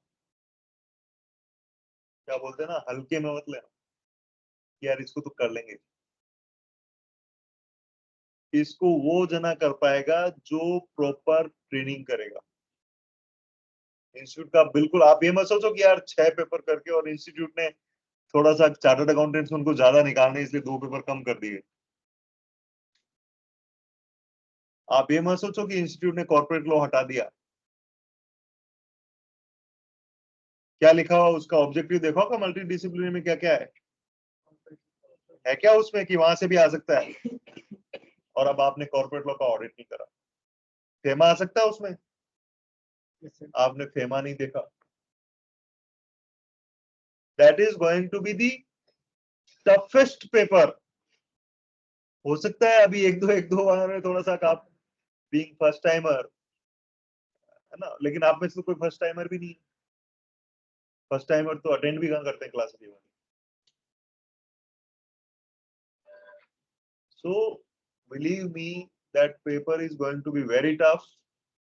और उसमें अगर आपकी एक्सपर्टाइज इस तरीके की नहीं है, वो जितने भी पेपर्स तुम्हारे वो आए ना, क्या बोलते हैं, कौन से वाले जो तुम सेल्फ स्टडी करके और कुछ दोगे, हैं सेल्फ पेस मॉड्यूल, उनमें से भी कुछ आ सकता है वहां पे। आप सोच ही नहीं पाओगे क्या आया। तो ये मत सोचो कि ये कोई एग्जामिनेशंस में आपको कुछ रिलैक्सेशन दिया है। It's going to be very very tough, क्योंकि कुछ पता ही नहीं है क्या आएगा। मल्टी डिसिप्लिनरी 10 लॉस का एक साथ एक केस स्टडी आ सकता है, कर लो। सोचा क्या आप लोगों ने इस बारे में? क्या गुंजन, तू कह रहा था मैं पढ़ा लिखा हूँ है? तुम पढ़ो, उसमें क्या है स्कोप? यही तो स्कोप है, मल्टी डिसिप्लिनरी, और क्या चाहिए स्कोप? उसकी तैयारी ढंग से कर लो, क्योंकि तुम्हारा जो अटेम्प्ट होगा वो अटेम्प्ट पहला अटेम्प्ट नहीं होगा इस एग्जाम का, वो दूसरा हो सकता है, तीसरा हो सकता है। तो पहले अटेम्प्ट में तो हो सकता है ये थोड़े लिबरल रहेगी यार, ठीक है, दूसरा तीसरा पांचवा छठा जाते जाते तो ऐसा हो जाएगा कि यार जो केवल 5 सब्जेक्ट पे रह गया यार, छठा नहीं किया ना, sorry. Total practical based examination होने वाले हैं, तो कीप इन माइंड। चल आगे। Now, let's look at initial provision regarding export and export of goods and services. What is export? Taking or sending out of goods by land, sea, or air on consignment, sale, hire, purchase, or any other arrangement. And in case of software, including through e-media. जो भी exporter है उसे आगे को furnish करना पड़ता है declaration regarding जो माल बेच रहा है, किस वैल्यू का वो बेच रहा है। अगर at the time of export value determine नहीं हो पा रही, तो एक्सपोर्टर देखेगा अगर मैं उसे कहीं और बेचूं इंडिया के बाहर, उसकी क्या वैल्यू रियलाइज हो जाएगी मेरे को, तो वो वैल्यू डिक्लेयर करेगा उस फॉर्म के अंदर। और भी कोई डॉक्यूमेंट जो आरबीआई मांगता है आपको डिक्लेयर करने पड़ेंगे। सिमिलरली सर्विसेज के केस में भी आपको डिक्लेरेशन देनी पड़ती है regarding value of export, but services का फॉर्म अभी डिफाइन हुआ नहीं, इसलिए डिक्लेयर होती नहीं उसको कहते हैं। जो भी डिक्लेरेशन आपको देनी है वो with in 21 days of export provide करनी है आरबीआई को, या फिर जो भी ऑथराइज डीलर है या फिर कोई अथॉरिटी आरबीआई डिफाइन कर रखी है इसको। तो फॉर्म्स जो अपने फर्निश जो भी अपनी डिक्लेरेशन फर्निश करनी है वो किस किस फॉर्म में करनी है। गुड्स के केस में form ADF, export declaration form, software के केस में form softex, software export and services के केस में अभी तक कोई फॉर्म डिफाइन हुआ ही नहीं है। कौन सा फॉर्म आपको लगेगा? ये जब भी आप ऑडिट कर रहे हैं तो जहाँ पे भी एक्सपोर्ट्स हैं ये देखें कि ये फॉर्म्स उनके पास में अवेलेबल है या नहीं है। अब वही फॉर्म के अंदर आपको दो चीजें मेंशन करनी है, एक तो आप क्या माल बेच रहे हो उसके true and particular details and the value of goods, और आपको ये भी उनको इन्फॉर्मेशन देनी है कि जो गुड्स आप बेच रहे हो उसका payment with in the specified time को रियलाइज हो जाएगा। अब प्रोसेस क्या है फॉर्म देने का? एक्सपोर्ट ऑफ गुड्स के केस में आपको डुप्लीकेट फॉर्म देना है, फॉर्म इन डुप्लीकेट देना है किसको? कमिश्नर ऑफ कस्टम को, जो वेरीफाई करेगा एंड ऑथेंटिकेट करेगा, और ओरिजिनल फॉर्म तो वो आरबीआई को देगा, एंड जो फिर डुप्लीकेट फॉर्म होगा वो ऑथराइज वापस एक्सपोर्टर को भेज देगा, जो कि एडी को सबमिट करेगा ऑथराइज डीलर को, क्योंकि ऑथराइज डीलर अपने पास रखेगा उस फॉर्म को, जब भी उसको मनी रियलाइज होगा तब तक के लिए उसे मेंटेन करना पड़ेगा पूरी डिटेल्स ऑथराइज डीलर को इसके रिगार्डिंग। आप सॉफ्टवेयर का एक्सपोर्ट कर रहे हो तो आपको फॉर्म सॉफ्टवेयर देना है इन ट्रिप्लीकेट के अंदर, जिसको मिनिस्ट्री ऑफ इंफॉर्मेशन टेक्नोलॉजी, कोई भी बंदा जो मिनिस्ट्री ऑफ इंफॉर्मेशन टेक्नोलॉजी में कहाँ पे सॉफ्टवेयर टेक्नोलॉजी के part of India, free trade zone या फिर एसईजेड पे, वो भी उसे वेरीफाई ऑथेंटिकेट करेंगे। ओरिजिनल फॉर्म देंगे वो आरबीआई को, डुप्लीकेट सेकंड जो फॉर्म होगा वो वापस एक्सपोर्टर को दे देंगे बैक करके, एक्सपोर्टर से फिर एडी को सबमिट कराएगा, एंड डुप्लीकेट फॉर्म वो खुद अपने पास रखेगा। कोई भी जो एक्सपोर्टर इंपोर्टर होता है उनको एक आईसी नंबर अलॉट करता है DGFT, director general of foreign trade. आप कोई भी फॉर्म जब डिक्लेयर कर रहे हो आरबीआई को या फिर किसी अथॉरिटी को, आपको हमेशा उसके अंदर आईसी नंबर को मेंशन करना है। ये कंपल्सरी एक यूनिक कोड दे रखा है हर एक्सपोर्टर इंपोर्टर को। अब कोई स्पेसिफिक अथॉरिटी आपसे in addition to the declaration कोई डॉक्यूमेंट्स मांग सकती है जो एस्टेब्लिश कर सके कि आप पर्सन रेजिडेंट इन इंडिया है, आपका प्लेस ऑफ बिजनेस है इंडिया के अंदर। सेकंड, जहाँ पे आप गुड्स बेच रहे हो वो फाइनल प्लेस ऑफ डेस्टिनेशन है, उसके बाद कई गुड्स आगे जाएंगे नहीं।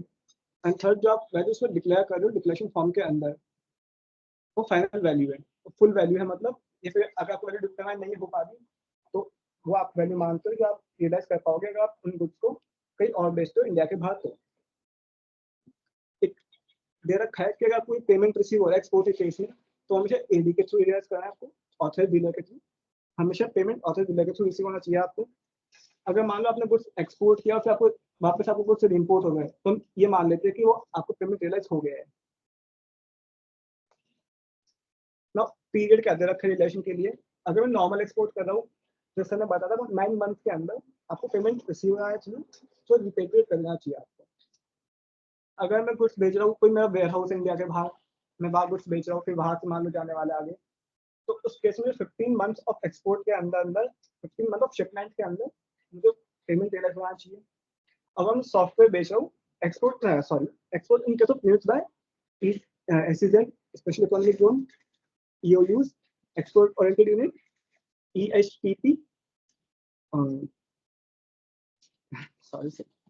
SPPs, software technological part, and BTPs, biotechnological parts। तो उस केस में आपको एक्सपोर्ट के 9 मंथ के अंदर आपको रियलाइज होना चाहिए पेमेंट। आगे या फिर ऑथराइज डीलर इस टाइम को एक्सटेंड कर सकता है अगर उसे लगता है तो। अब मान लो delay in receipt of payment है, अगर मान लो आपको पेमेंट रिसीव हुआ within specified time that is 9 month और 15 मंथ एज द केस में भी, तो आरबीआई आपको डायरेक्शन इशू कर सकता है रिगार्डिंग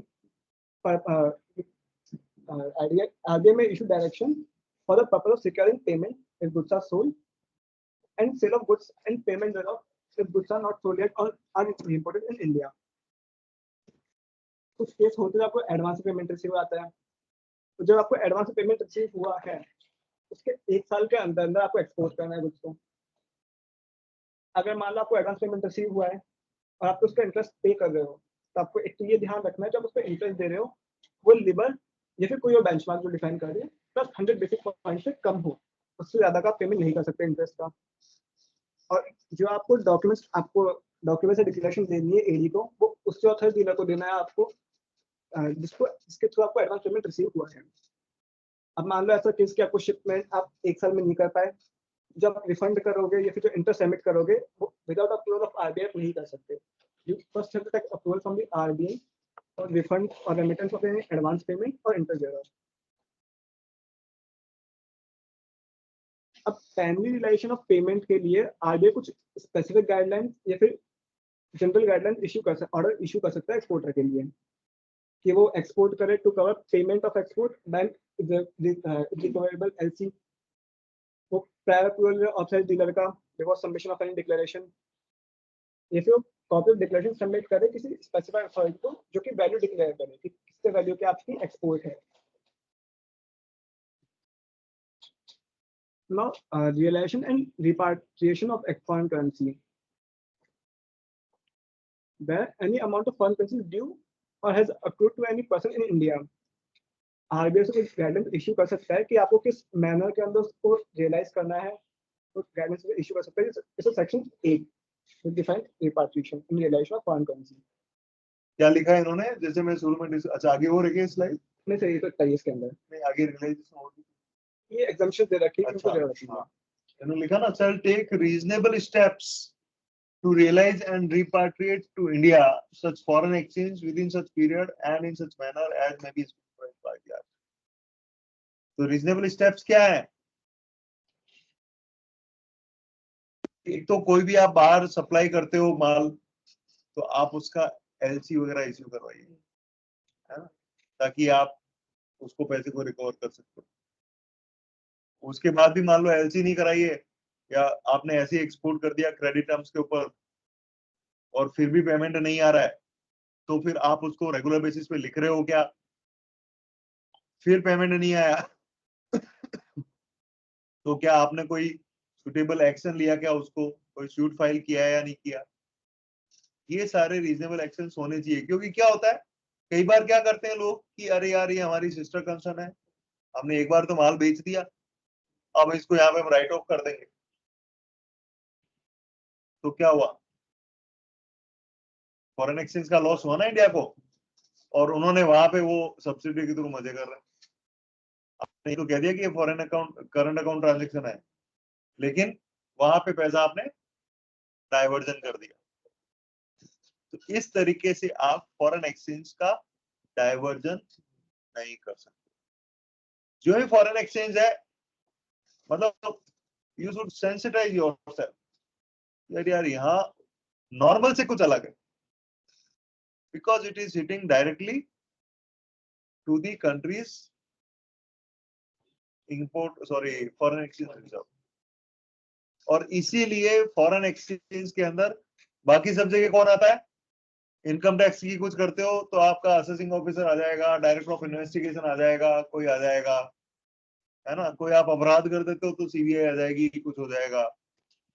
फॉरेन एक्सचेंज में आपने अगर कोई 50,000 का भी इधर उधर किया है तो कौन आएगा, एनफोर्समेंट डायरेक्टरेट, सीधा वही आता है, सीधा ईडी। ईडी तो नाम सुना होगा ना, नाम तो सुना ही होगा है? अभी तो सब जगह ईडी ईडी चल रहा है, नहीं चल रहा, कहाँ चल रहा है? ये बोल रही चल रहा है, पता ही नहीं इसको कहाँ चल रहा है, कहाँ चल रहा है ईडी अभी नहीं पता है, ऐसे कैसे कर? आप केवल और केवल अपनी पढ़ाई में मत रहो, आप देखो तो सही देश दुनिया लोग क्या कर रहे हैं। सरकार तो वापस बनानी है ना ईडी आ गया एक बीच, है ना, दिल्ली में भी ईडी आ गया, बिहार में भी ईडी आ गया, झारखंड में भी ईडी आ गया, यहाँ पे भी भाजपा में भी ईडी का डर आता है कि भैया देख मुख्यमंत्री नहीं बनाएंगे, ईडी है, तो पर्ची खुल गई। ये सब यू शुड ऑब्जर्व, यार ये क्या हो रहा है, कैसे किसी आदमी को रोकना है, कैसे किसी आदमी को आगे बढ़ाना है, ये सब चीजें हमें सीखनी पड़ेगी।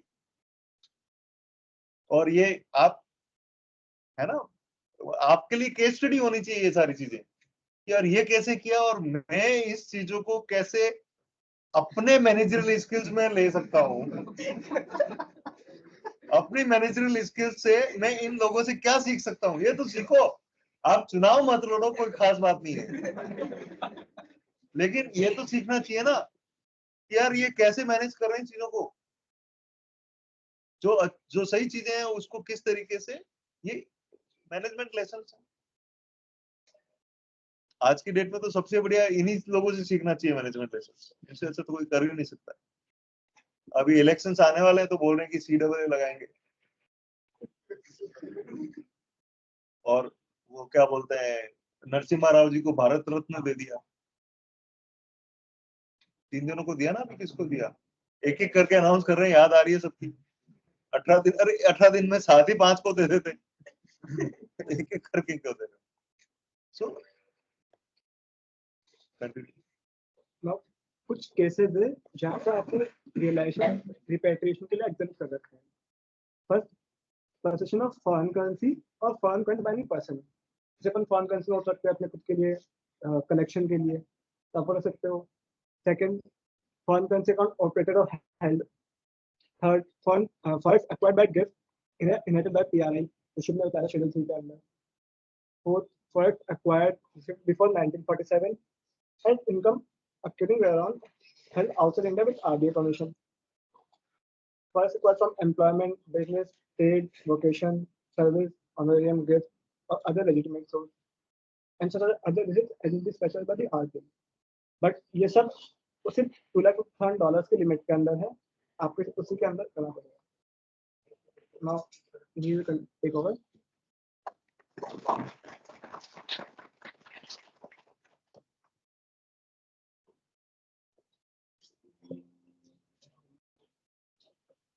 अब अपन लोगों ने ये तो बात कर ली कि फॉरेन एक्सचेंज का जो भी पर्सन है वो यूटिलाइजेशन कैसे कर सकते हैं, कौन सी करंट अकाउंट ट्रांजैक्शंस में एंटर हो सकते हैं, कौन सी कैपिटल अकाउंट ट्रांजैक्शंस में एंटर हो सकते हैं।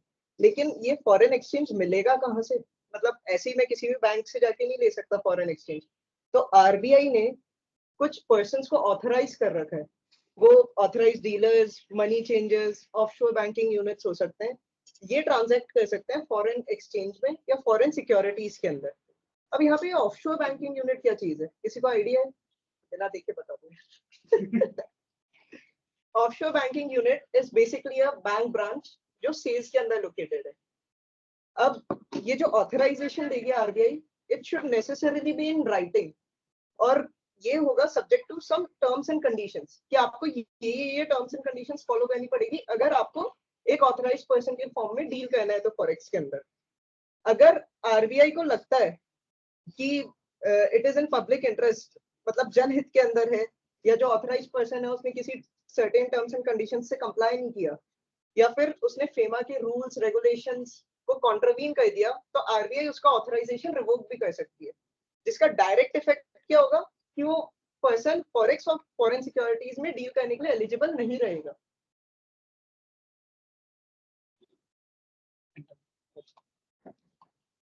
अब ये जो भी ऑथराइज्ड पर्सन है, जैसे कि अपन ने बात की, इनको कंप्लाई करना पड़ेगा आरबीआई के रूल्स और रेगुलेशंस के साथ। हाँ, अगर इनको आरबीआई के किसी भी रूल से डिविएट करना है तो वो आरबीआई की परमिशन ले सकते हैं पहले। और कोई भी ट्रांजैक्शन अंडरटेक करने से पहले फॉरेन ऑथराइज्ड पर्सन को ये इंश्योर करना पड़ेगा, जो अदर ट्रांजैक्टिंग पार्टी है उससे कंफर्मेशन लेना पड़ेगा कि ये पर्टिकुलर ट्रांजैक्शन फेमा के किसी भी एक्ट के रूल्स को, रेगुलेशंस को या फिर किसी भी प्रोविजन को वायलेट नहीं कर रहा।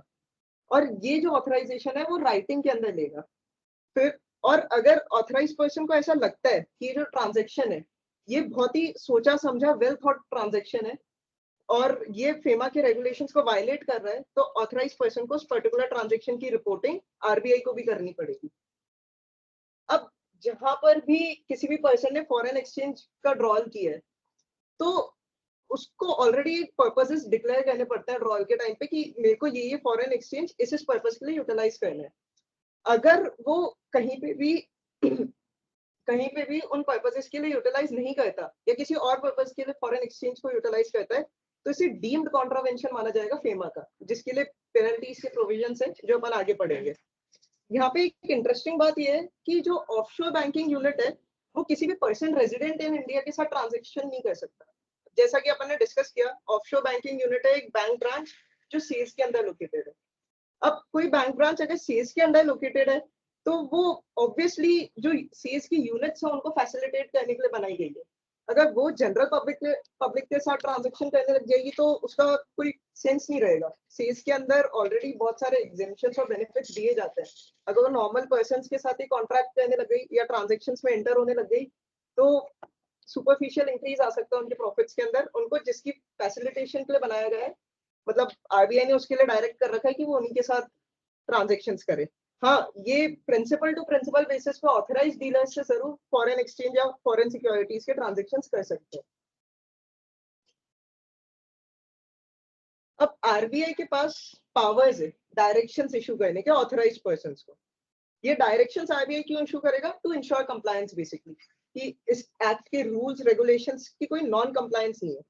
अब ये डायरेक्शंस किस फॉर्म में हो सकते हैं कि फॉरेन करेंसी का कोई पेमेंट है वो एक पर्टिकुलर तरीके से होना चाहिए उसके फॉर्म में, या आरबीआई ये डायरेक्ट कर सकता है ऑथराइज्ड पर्सन को कि आपको ये तो करना है और ये नहीं करना है, मतलब फ्रॉम डूइंग समथिंग और to desist from doing something, दोनों ही केसेस के लिए। और दूसरा है कि आरबीआई कोई भी ऐसी इंफॉर्मेशन रिक्वेस्ट कर सकता है पर्सन से जो उसको लगे कि हाँ ये मेरे लिए, मतलब इस इंफॉर्मेशन का होना मेरे पास जरूरी है। अब अगर ऑथराइज्ड पर्सन ये किसी भी डायरेक्शन के साथ कॉन्ट्रवीन करता है आरबीआई के, तो उस पर एक पेनल्टी लेवी की जाएगी which is of flat ₹10,000। In case वो ऑफेंस कंटिन्यू करता है तो there is an additional penalty of ₹2,000 per day. लेकिन ये पेनल्टी लगाने से पहले ऑथराइज्ड पर्सन को एक अपॉर्चुनिटी जरूर दी जाएगी उसकी बात रखने की, that is opportunity of being heard grant करी जाएगी। अब जो आरबीआई है उसके पास पावर है इंस्पेक्ट करने के ऑथराइज्ड पर्सन को। अब इंस्पेक्ट करने की पावर का आरबीआई करेगा क्या? जैसा कि अपन ने बात की कि आरबीआई कोई से भी डॉक्यूमेंट्स रिक्वायर कर सकता है, तो आरबीआई के पास ये पावर भी तो होनी चाहिए कि वो वैलिडेट कर पाए वो डॉक्यूमेंट सही भी है या नहीं। तो उसके लिए उसके पास इंस्पेक्शन की पावर है, या फिर कोई ऐसी इंफॉर्मेशन ऑब्टेन कर सकता है जो ऑथराइज्ड पर्सन ने उसे नहीं दी, उसके लिए इंस्पेक्शन की पावर है, या फिर इस एक्ट के अदर प्रोविजंस के साथ कंप्लायंस इंश्योर करने के लिए इंस्पेक्शन की पावर है। अब अपॉन सच इंस्पेक्शन जो ऑथराइज्ड पर्सन है, जो उसके डायरेक्टर्स है, जो पार्टनर्स है, वो ड्यूटी बाउंड है कि वो अपनी बुक्स ऑफ अकाउंट्स जो कि उनकी कस्टडी के अंदर है प्रोड्यूस करे, या कोई भी दूसरा स्टेटमेंट जो उनके अफेयर्स से रिलेटेड है और आरबीआई ने उनसे रिक्वायर किया है उसे प्रोड्यूस करें। अब अपन पहले बात कर लेते हैं पेनल्टीज की। फेमा के अंदर पेनल्टी काफी एग्जॉर्बिटेंट अमाउंट की रखी गई है टू इंश्योर कंप्लायंस। अगर कोई भी पर्सन इंक्लूडिंग ऑथराइज्ड पर्सन, अगर जो जिन टर्म्स एंड कंडीशंस के अगेंस्ट उसे ऑथराइजेशन ग्रांट किया गया था, या कोई भी कॉमन पर्सन इस एक्ट के प्रोविजंस को कॉन्ट्रावीन करता है तो उसको 3 times the amount of sum involved, अगर सम इन्वॉल्व्ड क्वांटिफाइबल है, उसकी पेनल्टी लेवी कर दी जाएगी। अगर फॉर एग्जांपल किसी ए पर्सन ने $1 लाख का फॉरेन एक्सचेंज का ऐसा ट्रांजैक्शन कर दिया जो फेमा प्रोहिबिट कर रहा था, तो उसे $3 लाख की उस पर पेनल्टी लगाई जा सकती है। अगर कोई ऐसा प्रोविजन है जिसके लिए कोई ऐसा कॉन्ट्रावेंशन है जो क्वांटिफाइबल नेचर का नहीं है, तो उसके लिए फ्लैट पेनल्टी है ₹2 लाख की। और अगर कंटिन्यूइंग ऑफेंस है किसी भी केस के अंदर तो एडिशनल ₹5,000 पर डे की भी पेनल्टी है आफ्टर द फर्स्ट डे। अब ये जो कॉन्ट्रावेंशन है इसको एस्टैब्लिश करने के लिए ऑथराइज्ड एडजुडिकेटिंग अथॉरिटी जो अपनी रहती है, जो ऑफिसर्स ऑफ एनफोर्समेंट रहेंगे, वो डायरेक्ट कर सकते हैं सीजी को, डायरेक्ट कर सकते हैं पर्सन को कि उसकी प्रॉपर्टी सीजी कॉन्फिस्केट कर ले फॉर रिकवरी पर्पसेस। उसकी जो भी फॉरेन एक्सचेंज की होल्डिंग्स है वो वापस इंडिया में लाई जाए या बाहर रिटेन करी जाए, मतलब एक तरीके से ब्लॉक करी जा सकती है उसकी सारी फॉरेन एक्सचेंज होल्डिंग्स। दूसरी पेनल्टीज है सेक्शन 13(1)(a) और सेक्शन 13(1)(c) की। कोई भी एक्विजिशन होता है अगर फॉरेन एक्सचेंज का, फॉरेन सिक्योरिटी का या इमूवेबल प्रॉपर्टी आउटसाइड इंडिया का, और उसकी एग्रीगेट वैल्यू, एक थ्रेशोल्ड लिमिट प्रिस्क्राइब है सेक्शन 37(a) में, जो फर्दर ट्रांसलेट होती है कि as and when central government अपने रूल्स या नोटिफिकेशंस के अकॉर्डिंग लिमिट्स प्रिस्क्राइब करता रहेगा। अभी करंटली लिमिट ₹1 करोड़ की चल रही है। अगर उससे ज्यादा का एक्विजिशन करता है इन कॉन्ट्रावेंशन ऑफ प्रोविजंस, तो उस पे वही 3 टाइम्स की पेनल्टी या फिर confiscation of equivalent in India, मतलब जिसका जितने अमाउंट का उसने कॉन्ट्रावेंशन किया है ना, उसकी इक्विवेलेंट अमाउंट की प्रॉपर्टी उसकी इंडिया में कॉन्फिस्केट की जा सकती है। प्रॉपर्टी कुछ भी हो सकती है, यहाँ पे उसकी रिमूवेबल प्रॉपर्टीज भी कवर हो जाएगी, उसकी डिपॉजिट्स भी कवर हो जाएगी, उसके और भी जो भी रिसीवेबल्स है वो भी कवर हो जाएंगे। इसके अंदर जेल का भी प्रोविजन है, प्लस फाइन का भी प्रोविजन है, jail up to 5 years and fine. अब जो इंक्वायरी चला गया एक। गायब हो गया क्या? बोला उसको किधर चला गया?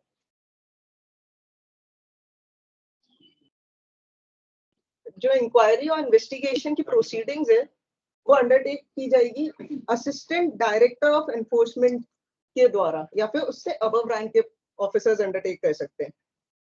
सेक्शन 14 एक और सेक्शन है कि अगर सेक्शन 13(1) जो अपन ने फर्स्ट पेनल्टीज डिस्कस करी थी, अगर उसका फेलियर हो जाता है पेमेंट, प्रेजेंट लगा दिया तुमने सबके? उसकी एब्सेंट लगा दे, वो नहीं आया। अगर पेनल्टी के पेमेंट का फेलियर हो जाता है और डिमांड जो है वो 1 करोड़ रुपए से ज्यादा है, तो सिविल इम्प्रिजनमेंट दिया जा सकता है पर्सन को अप टू 3 years का, और कोई और अगर केस है तो उसमें अप टू 6 months का सिविल इम्प्रिजनमेंट ग्रांट किया जा सकता है। अब एडजुडिकेटिंग अथॉरिटी जो है अपनी, जो ऑफिसर्स ऑफ एनफोर्समेंट है, जो ऑफिशियल गजेट के थ्रू गवर्नमेंट ने नोटिफाई कर रखे हैं, उनके पास पावर, मतलब उनके ऑर्डर्स को एनफोर्स करने के लिए पावर्स है। इससे पहले किसी को आइडिया है एडजुडिकेशन का मतलब क्या होता है?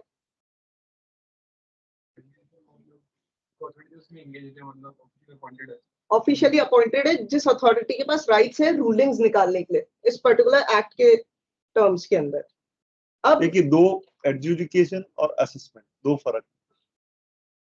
जब हम असेसमेंट अथॉरिटी के साथ जाते हैं तो असेसिंग अथॉरिटी एक अथॉरिटी होती है जिसके तहत हम अपना केस प्रेजेंट करते हैं, और वो असेसिंग अथॉरिटी यस और नो बताती है कि साहब ये आपको इसमें ये करना है।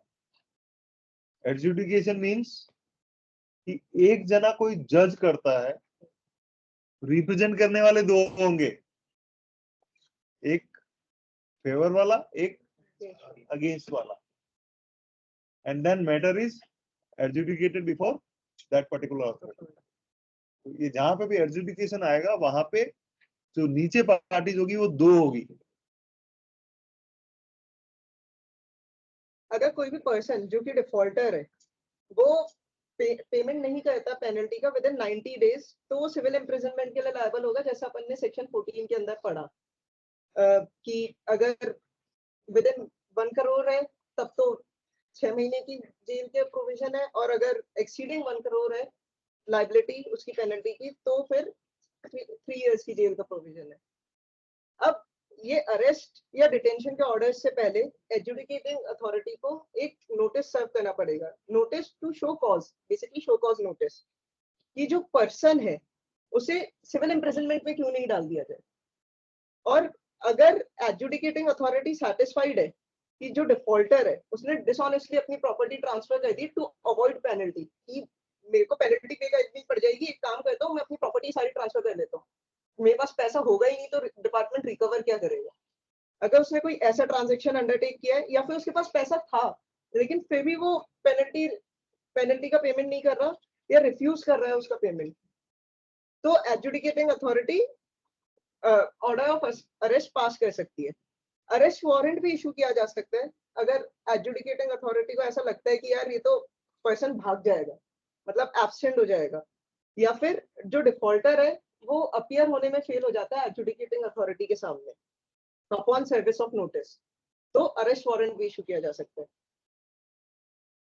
अगर अरेस्टेड पर्सन को एडजुडिकेटिंग अथॉरिटी के सामने विद इन 24 hours लाना रहता है, excluding time travel for journey.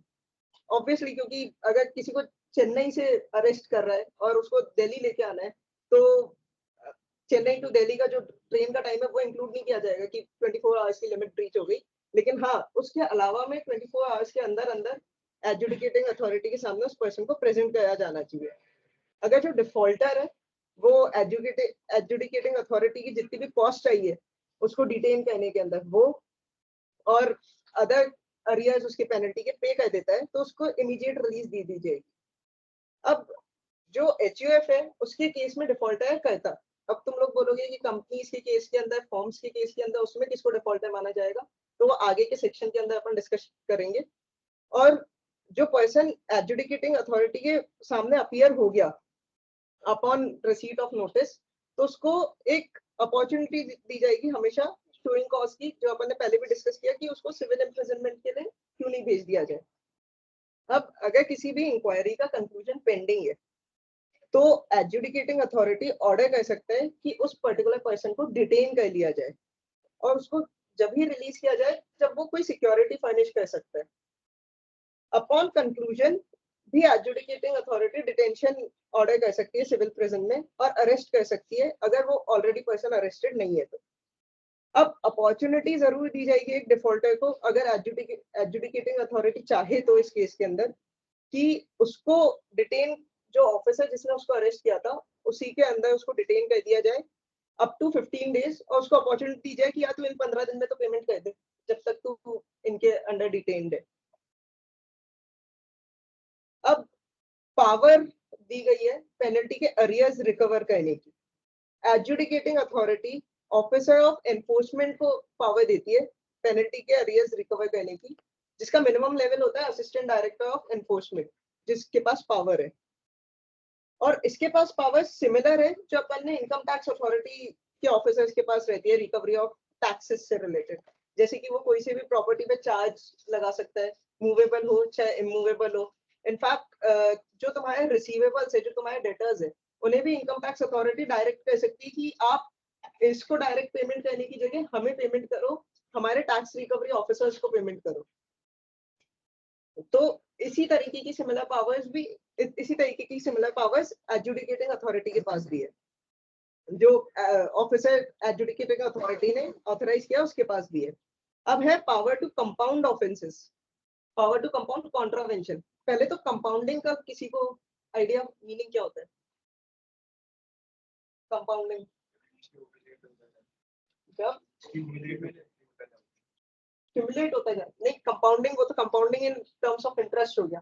Compounding of contravention is कि बेसिकली ले दे के सेटल करना।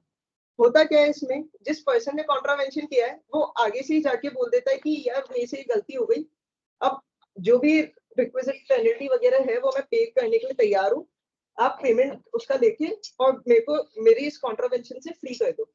एक तरीके से सेटलमेंट हो गया। सेटलमेंट होता है कि साहब मुझे ये पता तो लग गया कि मैंने ये सारे कॉन्ट्रावेंशंस किए हैं ऑफ द फेमा, है ना, लेकिन आप इन सबको माफ करो और मेरे से कुछ पेनल्टीज जो भी है वो आप ले लो, तो दैट इज कॉल्ड कंपाउंडिंग।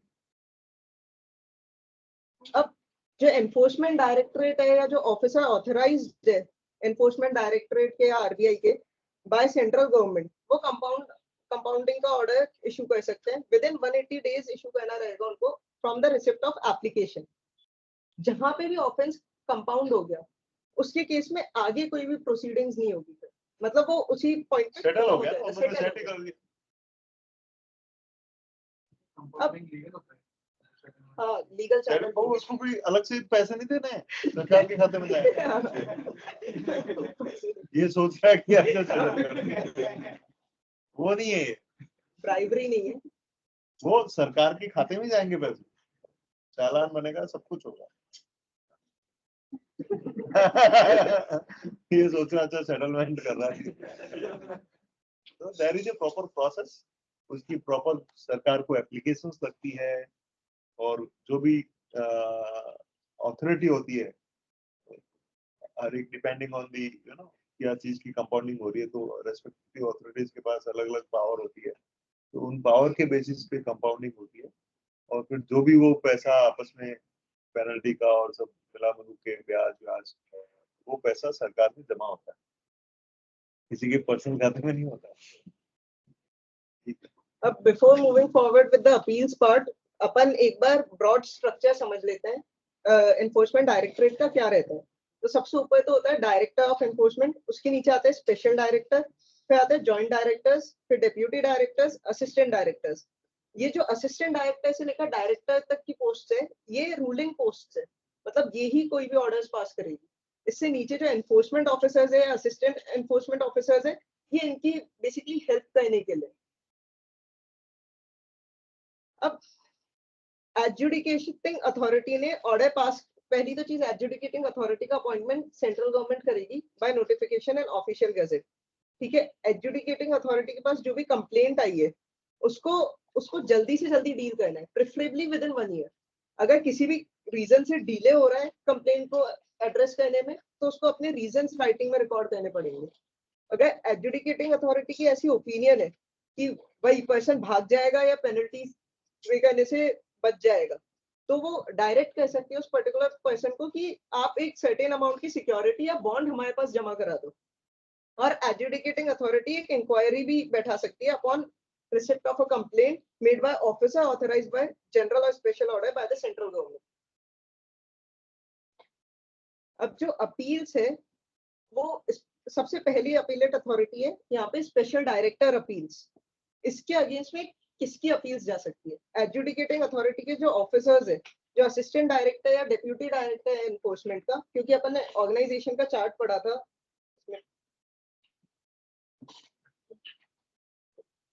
जो अपन ने ऑर्गेनाइजेशन का चार्ट पढ़ा था उसके अंदर स्पेशल डायरेक्टर अपील्स से नीचे के लेवल के ऑफिसर्स है। तो ऑब्वियसली इन्हीं ऑफिसर्स की जितनी भी ऑर्डर्स है, रूलिंग्स है, उसी के अगेंस्ट में अपन अपील कर सकते हैं स्पेशल डायरेक्टर अपील्स के पास। स्पेशल डायरेक्टर अपील्स का अपॉइंटमेंट सेंट्रल गवर्नमेंट करेगी। अब ये जो भी अपील करी गई है स्पेशल डायरेक्टर अपील्स को, वो with in 45 days from the receipt of order settle हो जानी चाहिए।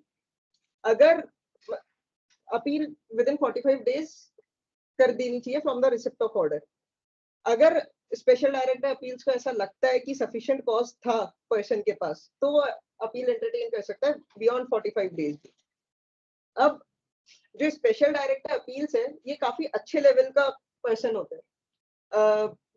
ये इन दोनों में से कोई भी एक आदमी होना चाहिए कि इंडियन लीगल सर्विसेज का मिनिमम ग्रेड 1 का ऑफिसर हो, या फिर इंडियन रेवेन्यू सर्विसेज का ऑफिसर हो जिसने joint director to government of India की पोजीशन होल्ड कर रखी है। अब स्पेशल डायरेक्टर अपील्स के सामने केस कौन प्रेजेंट कर सकता है? दो प्रेजेंटिंग पार्टीज रहेगी, एक तो गवर्नमेंट ऑफ इंडिया और एक जो कॉन्ट्रावीनिंग पर्सन है।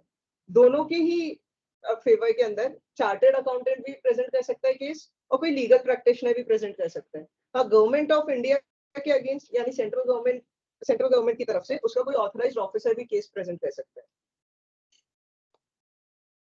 अब अपील्स जाती है अपीलेट ट्रिब्यूनल को भी।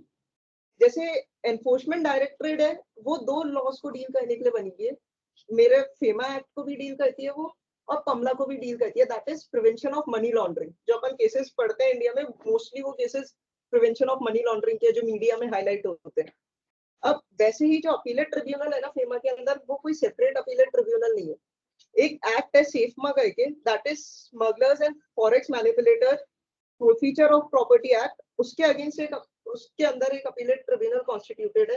वही अपीलेट ट्रिब्यूनल मेरे फेमा के पर्पसेस के लिए भी वैलिड है। अब जो सेंट्रल गवर्नमेंट है या अग्रीव्ड पर्सन है, वो अपील कर सकता है to appellate tribunal against the order of दो जने, adjudicating authority other than assistant या डेप्यूटी डायरेक्टर। मतलब इससे ऊपर की जो पोजीशन के ऑफिसर्स है, जो मेरे डायरेक्टर हो गए या स्पेशल डायरेक्टर हो गया, उसके ऑर्डर के अगेंस्ट में अपीलेट ट्रिब्यूनल में जा सकता हूँ, या फिर जो मेरा स्पेशल डायरेक्टर अपील था उसके ऑर्डर के अगेंस्ट में अपीलेट ट्रिब्यूनल में जा सकता हूँ।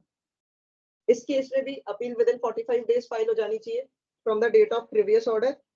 और अपीलेट अथॉरिटी के पास पावर है कि वो अपील बियॉन्ड 45 डेज भी एंटरटेन कर सकता है, प्रोवाइडेड सफिशिएंट कॉज एग्जिस्ट करता था।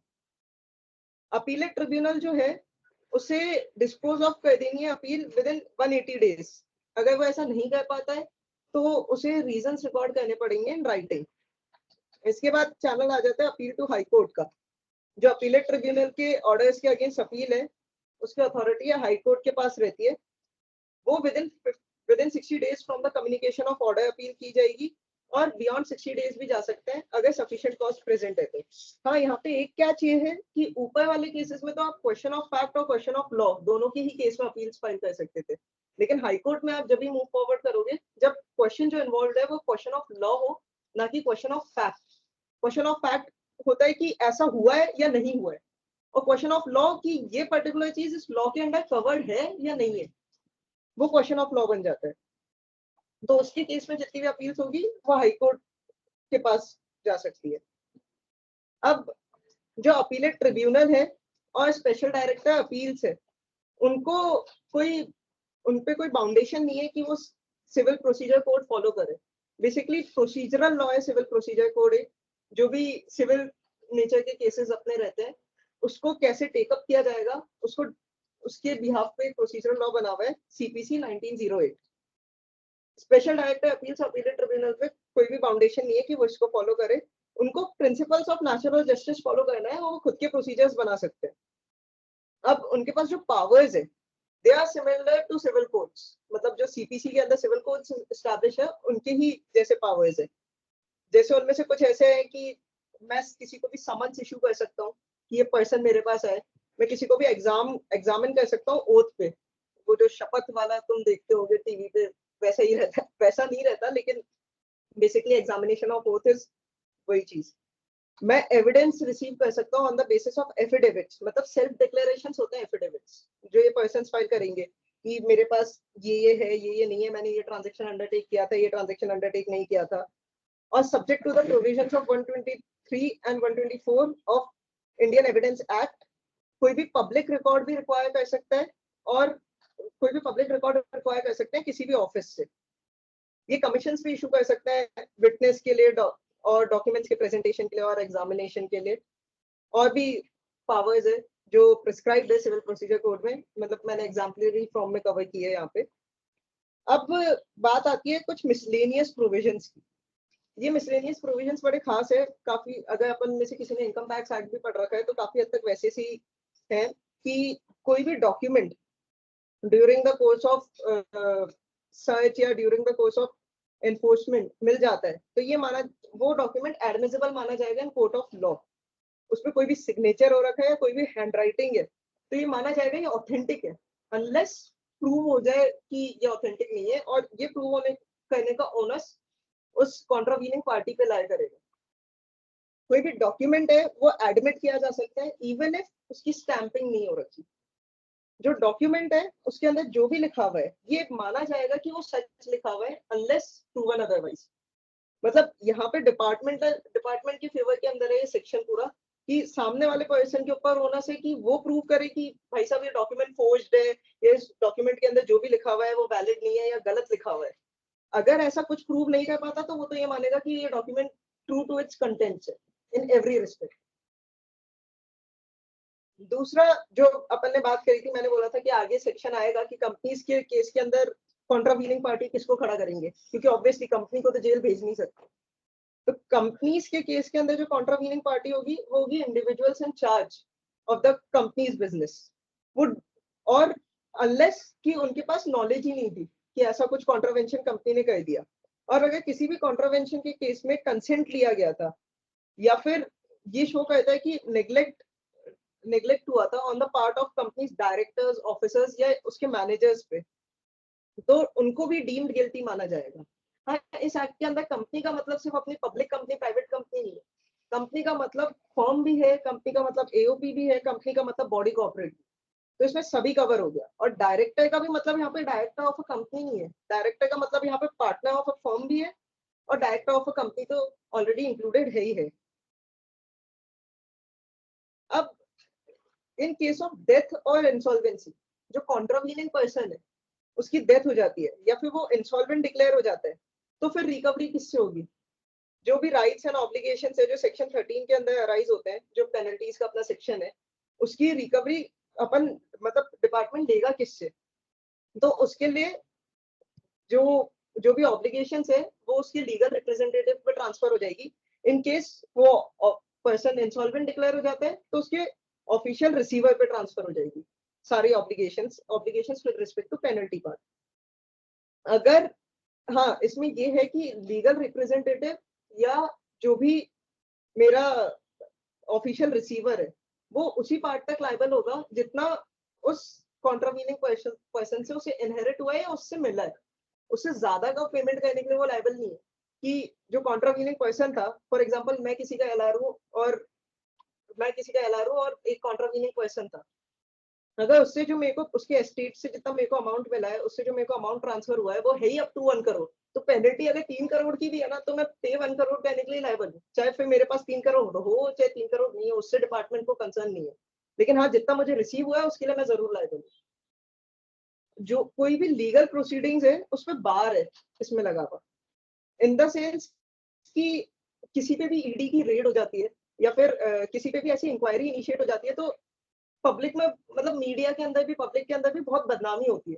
तो ऐसा नहीं कि वो पर्सन कोर्ट के अंदर जाके डिफेमेशन का सूट फाइल कर दे कि मेरे को तो डिफेम कर दिया, अनलेस एंड अनटिल ये ऑफिसर्स जो भी है जो ऑथराइज बाय सेंट्रल गवर्नमेंट है या आरबीआई है, ये गुड फेथ के अंदर काम कर रहे हैं, इस एक्टिव विद इन रूल्स काम कर रहे हैं, विद इन रेगुलेशंस काम कर रहे हैं, उन पे किसी भी तरीके की कोई भी प्रोसीडिंग्स इनिशिएट नहीं करी जा सकती। Thank you. That was all for the procedural part.